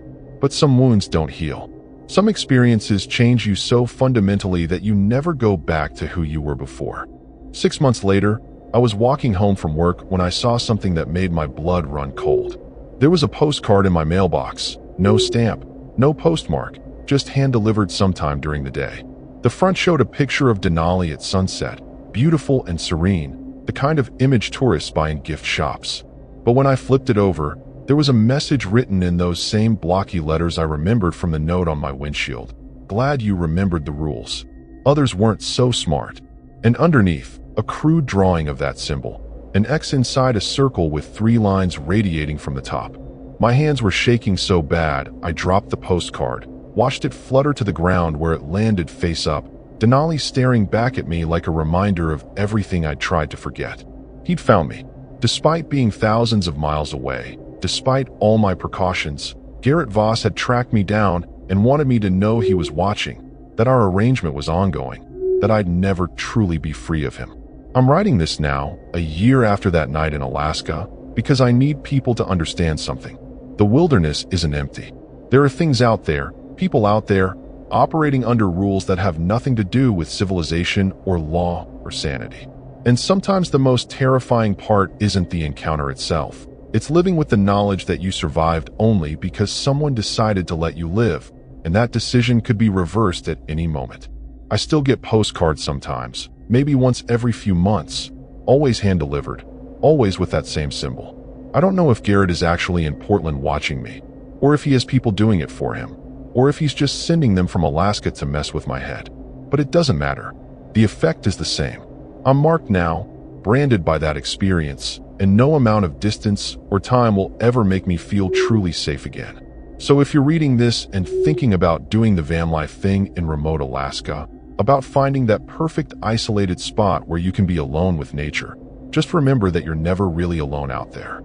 And sometimes, the things watching you from the darkness aren't animals. Sometimes they're worse.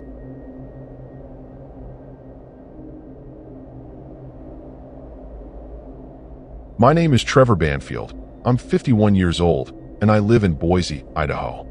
I'd been a long-haul trucker for 26 years before I decided to retire early and convert an old Sprinter van into my new home. My wife Linda had passed away from cancer 3 years earlier, and our 2 kids were grown and living their own lives, Sarah in Boston, Michael in Denver, so there wasn't much keeping me tied to any one place anymore. The van conversion took me 8 months, and I did most of it myself in my garage, watching YouTube tutorials and learning as I went. It wasn't fancy, but it had everything I needed: a bed, a small kitchen setup, solar panels on the roof, and enough storage for my photography equipment. I'd always loved taking pictures, mostly landscapes and wildlife, and Alaska had been on my bucket list since I was a kid reading Jack London novels. So when September rolled around and the tourist crowds thinned out, I pointed my van north and didn't look back. I'd been on the road for 2 weeks when I met Dennis at a rest stop outside Whitehorse. He was maybe 60, skinny as a rail, with this wild gray hair and eyes that never seemed to blink. He was standing next to this ancient Ford Econoline that looked like it had been through a war, covered in dents and rust, with curtains made from what looked like trash bags taped to the windows. "Headed to Alaska?" he asked when he saw my license plate. When I nodded, he got this weird smile. "Me too. Been going back and forth for years.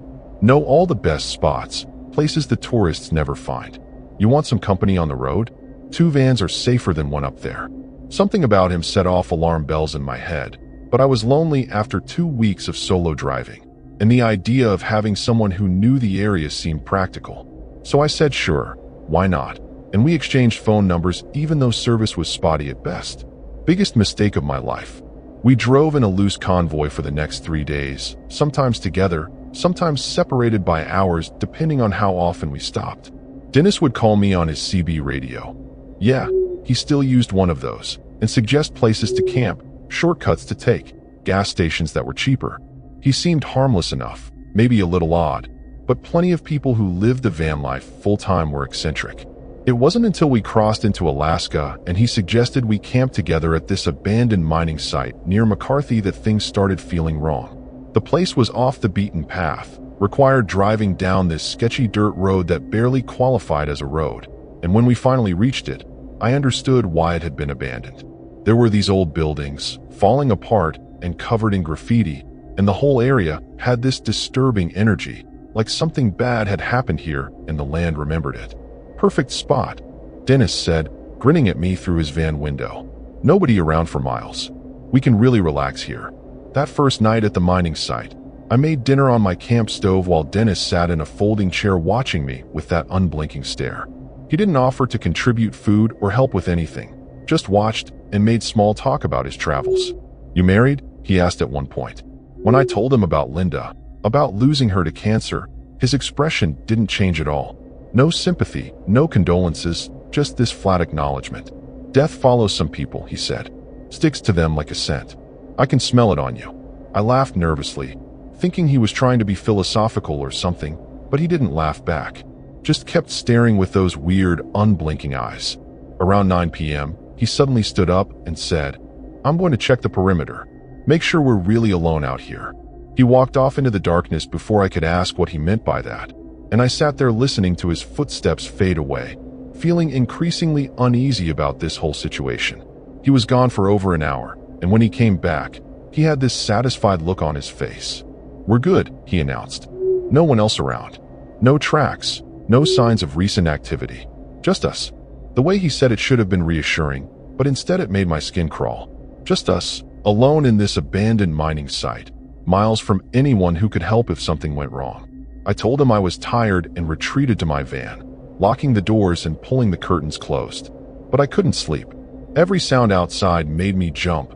Branches breaking, metal creaking in the wind, what sounded like footsteps circling my van. Around midnight, I peeked through a gap in my curtains and saw Dennis still sitting in his chair, facing my van, completely motionless. Just sitting there in the darkness, watching my van like he was waiting for something. I lay back down and stared at the ceiling, my hand on the hunting knife I kept in my glove compartment, wondering what the hell I'd gotten myself into and whether I'd be alive to see sunrise. Morning came eventually, and when I opened my door, Dennis was making coffee on his camp stove like nothing weird had happened. "Sleep okay?" he asked cheerfully. I mumbled something non-committal and started packing up my stuff, planning to tell him I was heading out, that I wanted to explore on my own for a while. But before I could say anything, he pulled out this old paper map and spread it on the ground between us. "I want to show you something," he said, pointing to a spot he'd circled in red pen. "There's this place, about 40 miles from here, absolutely incredible for photography. Abandoned research station from the Cold War era, mountains in the background, perfect light at sunset." But the road's tricky, easy to get lost. Why don't we go together? One more day, then you can do your own thing. I looked at that map, at his eager expression, and every instinct screamed at me to refuse. But I didn't. I said okay, just one more day, because I'm an idiot who was raised to be polite even when politeness might get me killed. We packed up and started driving toward whatever horror Dennis had planned for me at that research station. The drive to the research station took most of the day because the roads kept getting worse the farther we went. Dennis led the way in his beat-up Econoline, and I followed behind, watching his van bounce over rocks and ruts while wondering why I hadn't just turned around and headed back to civilization. We were driving through this valley surrounded by mountains. No cell service, no other vehicles, just endless wilderness that looked beautiful and menacing at the same time. Around 3 p.m., Dennis pulled over and got out, waving for me to do the same. "We need to talk about something," he said when I approached. He pulled out a cigarette and lit it, taking a long drag before continuing. "The research station, it's got a history. Bad things happened there back in the 60s and 70s. Experiments on people, psychological stuff, trying to break prisoners and spies. Some folks say the place is haunted, but I don't believe in ghosts. I believe in residual energy, in places that remember violence and pain." I stared at him, trying to figure out if he was messing with me or if he actually believed this stuff. "Why are we going there then?" I asked. He smiled, and it was the first time I'd seen genuine emotion on his face. Excitement, almost childlike in its intensity. "Because I want to document it. I'm writing a book about abandoned government facilities in Alaska, places where terrible things happened that nobody talks about anymore. And I need photographs, good ones, professional quality. That's why I'm glad I met you, Trevor. Your camera equipment, your eye for composition, you're going to help me capture something important." The way he said it made it clear this wasn't really a request. He'd already decided I was going to help him, already planned out how this would work, and my opinion didn't factor into it. I felt trapped, like I'd been manipulated into this situation step by step without realizing it until it was too late to back out without making things confrontational. We reached the research station just before sunset, and the place was even more disturbing than I'd imagined. It was this sprawling complex of low concrete buildings, all connected by covered walkways, surrounded by a chain-link fence that had collapsed in several places. The windows were mostly broken, and the doors hung open like mouths frozen mid-scream. Dennis parked right in front of the main entrance and jumped out, practically vibrating with excitement. "This is it. This is perfect." He grabbed a backpack from his van and started walking toward the nearest building, expecting me to follow. I sat in my van for a minute, debating whether to just drive away and leave him there. But curiosity got the better of me. That, and the fear that if I abandoned him, he'd find some way to track me down later and make me regret it. So I grabbed my camera bag and followed him into that horrible place, stepping through the entrance into darkness that smelled like mold and decay, and something else I couldn't identify. Dennis had a flashlight, and he led us through corridors lined with empty rooms, some still containing rusty bed frames or broken chairs. The walls were covered in graffiti and water stains, and there was this constant dripping sound echoing from somewhere deeper in the building. "They kept prisoners here," Dennis said, his voice taking on this lecturing tone like he was a tour guide. "Political prisoners, mostly. People the government wanted to disappear. They'd run experiments, sensory deprivation, drug-induced interrogations, psychological torture designed to break people's minds without leaving physical marks." He stopped in front of a room with a heavy metal door that was slightly ajar. This was one of the isolation chambers. Soundproof, lightproof. They'd leave people in here for days or weeks until they lost their grip on reality. He pushed the door open and shined his flashlight inside, revealing a tiny concrete cell with nothing but a drain in the floor. "Get a picture of this. This is important." I raised my camera and took a few shots, but my hands were shaking so bad the images were probably blurred. The whole place felt wrong, like Dennis had said, like the violence and suffering had soaked into the walls and was still radiating outward. "Can we go now?" I asked, hating how my voice cracked. "I've got plenty of photos. You've seen what you wanted to see." But Dennis shook his head. "Not yet. There's one more area I need to document. The basement. That's where they kept the worst cases, the ones who'd been completely broken. Come on, it's just down these stairs." He started walking toward a stairwell at the end of the corridor, and everything in me screamed not to follow him down there. Basements and abandoned buildings are where bad things happen in horror movies, where people get trapped or murdered or worse. But I followed anyway, because by that point I was more afraid of what Dennis would do if I refused than I was of what might be waiting in the darkness below. The basement was a maze of small rooms connected by narrow hallways, and the smell down there was overwhelming. Damp concrete mixed with something organic and rotten. Dennis moved through it like he'd been there before, navigating turns without hesitation, and I realized with growing horror that he had been there before. This wasn't his first visit to this research station. He'd planned this, brought me here specifically, and whatever was about to happen had been orchestrated from the moment we met at that rest stop. We reached a room at the far end of the basement, and Dennis stopped in the doorway, blocking my exit. "This is it," he said quietly. "This is where they kept the ones who didn't survive the experiments. The ones whose minds broke so completely they were never coming back." He turned to look at me, and in the flashlight beam, I could see that his expression had changed completely. The excitement was gone, replaced by something cold and calculating. "I want you to understand something, Trevor. I didn't bring you here for photographs. I brought you here because this place needs a new occupant. It's been empty too long, and places like this, they have appetites. They need to be fed." I took a step backward, my camera bag sliding off my shoulder and hitting the concrete floor with a crash. "What the hell are you talking about?" My voice came out higher than I wanted, echoing off the basement walls. Dennis didn't move from the doorway, just stood there blocking the only exit with his flashlight pointed at my chest. "You're lonely, Trevor. Lost. Your wife is dead, your kids barely call you, and you're driving around in a van pretending you're finding yourself when really you're just waiting to die. I could see it the moment I met you at that rest stop. You've got this emptiness inside that nothing's going to fill." He reached into his jacket and pulled out a syringe, the needle catching the light. "I'm doing you a favor, really. Giving your death meaning. You'll become part of this place, part of its history. That's more than most people get." I didn't think, just reacted. Grabbed my camera, this heavy Nikon with a telephoto lens attached, and swung it at his head as hard as I could. The impact made a sickening crunch and Dennis stumbled backward, dropping both the flashlight and the syringe. I didn't wait to see if he'd get back up. I ran, sprinting through that maze of basement hallways in near total darkness, my hands scraping against walls as I tried to find my way back to the stairs. Behind me, I could hear Dennis cursing, hear his footsteps starting to follow, faster than I'd expected from a guy his age. "You can't get out, Trevor," he shouted, his voice echoing through the basement. I locked the main door from the inside. "The only key is in my pocket. You're trapped down here with me." The scary thing was, I believed him. This whole scenario had been planned, every detail thought through, and I'd walked right into it like a trusting idiot. I found the stairwell by pure luck, my hands hitting the metal railing, and I took the steps 3 at a time. My lungs were burning and my heart felt like it was going to explode, but adrenaline kept me moving. I reached the ground floor and ran toward where I remembered the main entrance being, but Dennis was right. The door was locked, a heavy padlock securing it from the inside. I slammed into it anyway, throwing my weight against it, but it didn't budge. Dennis emerged from the stairwell behind me, blood running down the side of his face from where I'd hit him with the camera. He was grinning now, like this was all just a game to him. "See? I told you.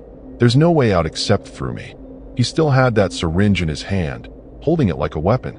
"We can do this the easy way or the hard way. Easy way, you let me inject you with this, you fall asleep, and you don't feel anything after. Hard way, I have to chase you through this building until you collapse from exhaustion, and then things get messy." I ran again, deeper into the facility this time, through corridors I hadn't explored before.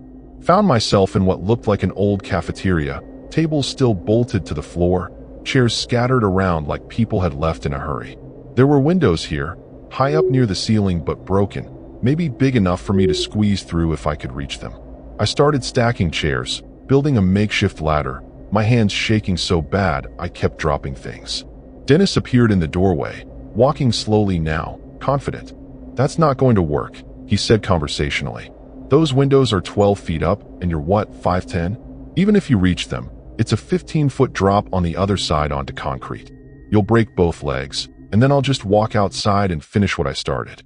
But I kept building my chair pyramid anyway, because what else was I going to do? Sit down and wait to die? That wasn't who I was. I'd survived 26 years driving trucks through every kind of weather and road condition imaginable. I'd watched my wife die slowly over 18 months and didn't fall apart. I wasn't going to let this psycho kill me in some abandoned research station. I climbed up my unstable tower of chairs just as Dennis lunged forward to grab me. Felt his fingers brush my ankle, but I kicked backward, connecting with something. His face, maybe his chest, and heard him curse. My hands grabbed the window frame, broken glass cutting into my palms, but I didn't care. I pulled myself up and through, felt gravity take over, and then I was falling. The impact when I hit the ground knocked all the air out of my lungs and sent white-hot pain shooting through my left ankle. Not broken, I told myself, just sprained, even though I had no way of knowing. I forced myself to stand, to limp run toward where we'd parked the vans, maybe 100 yards away. Behind me, I heard Dennis climbing out the window, heard him drop to the ground and start chasing. He was faster than me now that I was injured, and I could hear him gaining ground, his breathing getting closer. I reached my van and yanked the door open, threw myself into the driver's seat and jammed the key into the ignition. The engine started. Thank God, it started, and I threw it into reverse just as Dennis reached my door. He grabbed the handle and tried to pull it open, but I'd already hit the lock button. His face was pressed against my window, blood still streaming from his head wound, and he was screaming something I couldn't hear over the engine. I slammed on the gas, and the van lurched backward, forcing him to let go or get dragged. Then I shifted into drive and floored it, bouncing over the rough ground, heading back toward the dirt road we'd come in on. In my rearview mirror, I could see Dennis running back to his van, see his headlights flare to life. He was coming after me, and the road ahead was narrow and treacherous, barely visible in the gathering darkness. This wasn't over, not by a long shot. The chase that followed was the most terrifying 20 minutes of my life. Dennis knew these roads better than I did, and even though my van was newer and probably faster, he kept finding shortcuts, appearing behind me at turns where I thought I'd lost him. He'd pull up close and ram my bumper, trying to send me off the road into the trees or over the edge where the road hugged the mountainside. My injured ankle made it hard to control the gas and brake, and I kept swerving, overcorrecting, nearly losing control. At one point, he managed to pull alongside me on a wider section of road, and I could see him through his window, that same cold smile on his face, and he was mouthing something. It took me a second to read his lips, but when I did, my blood ran cold. You can't escape. Then he swerved hard into my side, metal crunching, and my van went off the road into a ditch. The impact wasn't hard enough to flip me, but my front wheels were stuck, spinning uselessly in mud. Dennis stopped his van about 50 feet ahead and got out, walking back toward me with something in his hand. Not the syringe this time, but what looked like a tire iron. I didn't have time to think about what he was going to do with that tire iron. My van was stuck, but the engine was still running, and I had one advantage: four-wheel drive. I shifted into low gear, cut the wheel hard to the left, and gunned it. The tires spun for what felt like forever, spitting mud everywhere, and then suddenly they caught traction and the van lurched forward, climbing out of that ditch at an angle that had me convinced I was about to roll over. But I didn't roll. The van bounced back onto the road, maybe 10 feet from where Dennis was standing, and I saw his eyes go wide as he realized what was happening. He dove to the side, but not fast enough. My passenger side mirror clipped him as I passed, spinning him around and sending him sprawling into the mud. I didn't stop to see if he was okay, just kept driving, my heart hammering so hard I thought I might have a heart attack right there behind the wheel. For the next hour, I drove like a maniac, taking every turn too fast, not caring about the damage I was doing to my suspension or tires. I kept checking the rearview mirror, expecting to see his headlights appear behind me, but they never did. Maybe I'd hurt him worse than I thought. Maybe his van had gotten stuck. Or maybe he'd just decided to let me go, confident that I was so traumatized I'd never tell anyone what happened. That thought was almost more disturbing than the chase itself. The idea that he'd done this before, that he'd let people escape knowing they'd be too scared or too broken to report him. How many others had there been? How many people had Dennis met at rest stops and gas stations, convinced to travel with him, led to that research station or other places like it? I thought about calling the police as soon as I got cell service, but then what would I tell them? A guy I'd met on the road tried to kill me at an abandoned research station? I didn't even know Dennis's last name. Didn't have any proof except the damage to my van and the cuts on my hands from the broken window. I drove straight through to Anchorage, another 6 hours of white-knuckle terror, only stopping once for gas at a station where I kept looking over my shoulder the entire time. When I finally hit the city limits and saw actual streetlights and other cars, I almost cried with relief. I found a cheap motel, paid cash, and locked myself in the room. Spent the next 3 days barely leaving, ordering food delivery, trying to process what had happened. My ankle had swollen to twice its normal size, and my hands were infected from the glass cuts, but I couldn't bring myself to go to a hospital because that would mean answering questions, filing reports, potentially bringing attention to myself that might lead Dennis right to me. On the 4th day, I finally worked up the courage to check local news websites, searching for any mention of the research station or Dennis or anything that might tell me what happened after I left. There was nothing. Not a single news story about an incident near McCarthy, no reports of anyone being found injured or dead at an abandoned facility. It was like that night had never happened, like I'd imagined the whole thing. Except I had the injuries to prove it wasn't my imagination, had the dents in my van and the nightmares that woke me up every few hours. I thought about Sarah and Michael, about calling them and telling them what happened, but what good would that do? They'd worry, maybe convince me to come stay with one of them, but that felt like admitting defeat. I'd left Boise to find something. Purpose, adventure, a reason to keep living after Linda died. And all I'd found was confirmation that the world was full of predators who could spot weakness from a mile away. Dennis had seen me coming, had identified me as a perfect victim, lonely and trusting and stupid enough to follow a stranger into the wilderness. The scary part was realizing how easily I'd fallen for it, how desperate I'd been for human connection that I'd ignored every warning sign. After a week in Anchorage, I made a decision. I was going to find out who Dennis really was, and I was going to make sure he couldn't do this to anyone else. I started researching, using the library computers because I was paranoid about leaving a digital trail.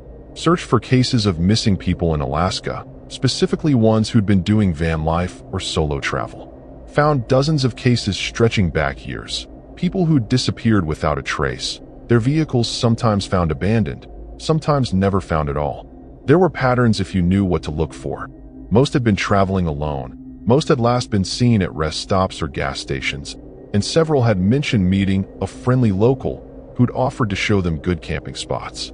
The police had never connected these cases because they were spread across thousands of miles and multiple years, but I could see the connections. Dennis had been doing this for a long time, perfecting his technique, and that research station was probably just one of several locations he used. I found a private investigator in Anchorage, this woman named Rita Chun, who specialized in cold cases. Paid her $2,000, most of what I had left in savings, to dig into any records of a man matching Dennis's description with connections to abandoned facilities in Alaska. She called me 3 days later with information that made my blood run cold. "Your guy's name is probably Dennis Carrick," she said. Former psychiatrist, lost his license in 1989 after multiple patients accused him of unethical treatment during therapy sessions. Specifically, he was using experimental techniques he claimed could cure depression and PTSD by exposing patients to their worst fears in controlled environments. 3 of his patients committed suicide within 6 months of treatment, and the medical board shut him down. After that, he disappeared. No tax records, no employment history, nothing. It's like he became a ghost. She paused. But here's the disturbing part. I found police reports from the early 90s, multiple instances of people reporting encounters with a man matching his description near abandoned government facilities. The reports always followed the same pattern. He'd befriend solo travelers, convince them to visit these locations for photography or exploration, and then things would turn violent. But no one was ever able to prove anything because he'd disappear before police could investigate. Rita gave me addresses of 3 other facilities besides the research station, all abandoned, all in remote areas, all places where Dennis had allegedly taken people. "If you're thinking about going to these places, don't," she warned. "This man is dangerous, and he's been evading law enforcement for over 30 years. You got lucky once. Don't push it." But I wasn't thinking about luck anymore. I was thinking about all those missing people, about how many of them might be buried at those facilities, and about the fact that Dennis was still out there, still hunting. I thanked Rita, hung up, and started planning. I wasn't going to run anymore. I was going to end this, one way or another. I drove to a sporting goods store and bought things I never thought I'd need: a shotgun, ammunition, a tactical vest, bear spray, a satellite phone. If I was going back into Dennis's territory, I was going prepared. And this time, if we met again, only one of us was walking away. I spent 2 weeks preparing, studying maps of the 3 locations Rita had given me, planning routes that would let me approach each facility carefully instead of blundering in like I had before. The first location was an old weather station about 80 miles north of Fairbanks. The second was a decommissioned radar installation near the Canadian border, and the third was a former mining operations center that had been used for classified projects during the Cold War. I decided to start with the weather station because it was the closest and because satellite imagery showed it had only one access road, which meant if Dennis was there, he couldn't easily escape.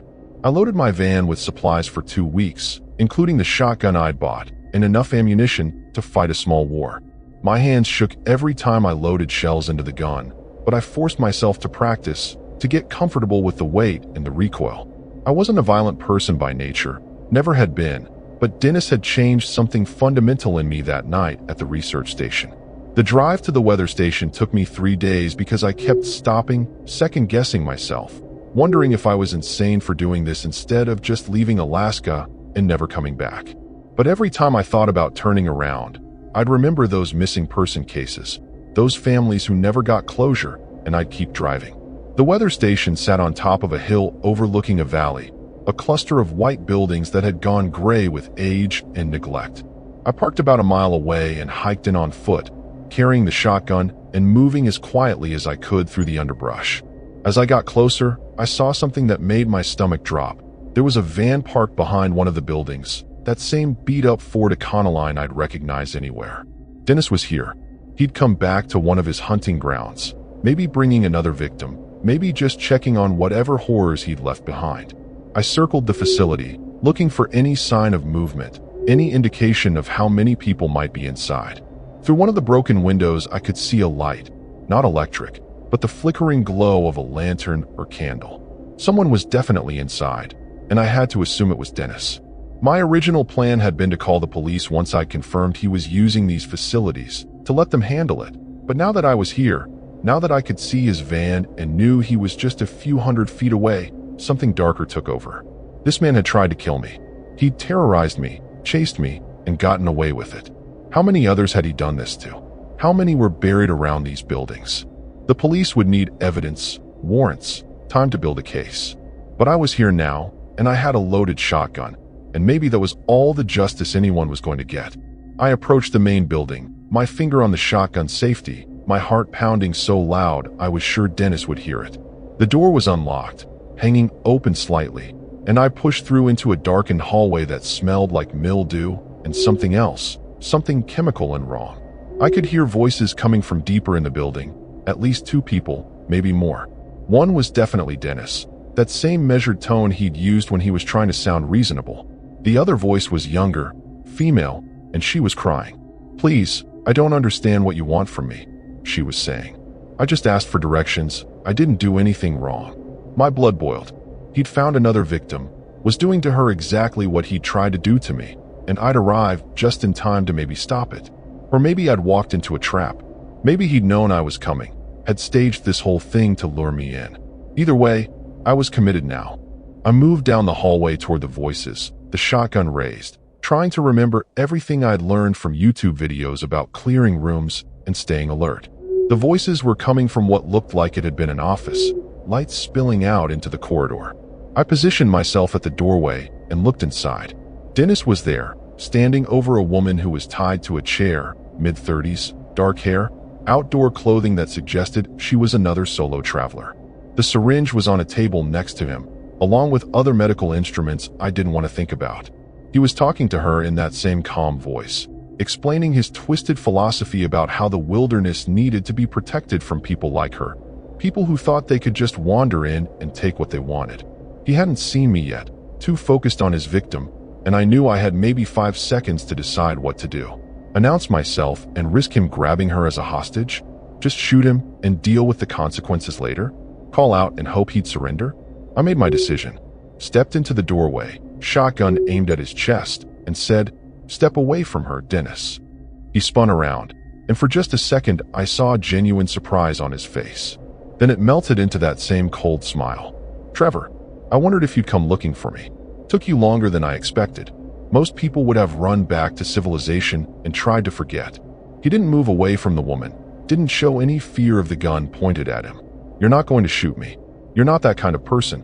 You're soft, broken, looking for meaning in all the wrong places. That's why I chose you in the first place." He took a step toward me, testing, and I pumped the shotgun, the sound echoing through the room. "Don't," I said, and my voice was steady now, all the fear burned away by anger.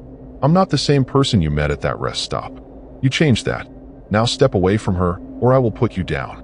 For a long moment we just stared at each other, and I could see him calculating, trying to figure out if I was bluffing. Then he laughed, this quiet sound that made my skin crawl. "Fine, you win this round." He stepped away from the woman and raised his hands. "But you should know something, Trevor.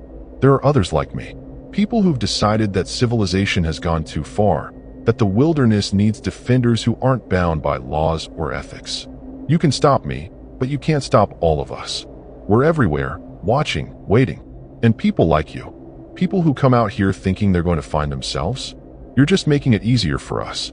I wanted to shoot him right then, wanted to end this and make sure he never hurt anyone again. But the woman in the chair was watching, and I couldn't become a murderer, couldn't let Dennis turn me into something I'd hate. So instead I kept the gun on him while I used my satellite phone to call the Alaska State Troopers, gave them coordinates, and told them to send everyone they had. It took them 90 minutes to arrive, 90 minutes of standing there with that shotgun trained on Dennis while he smiled at me like he knew something I didn't. They arrested him, took statements from me and the woman.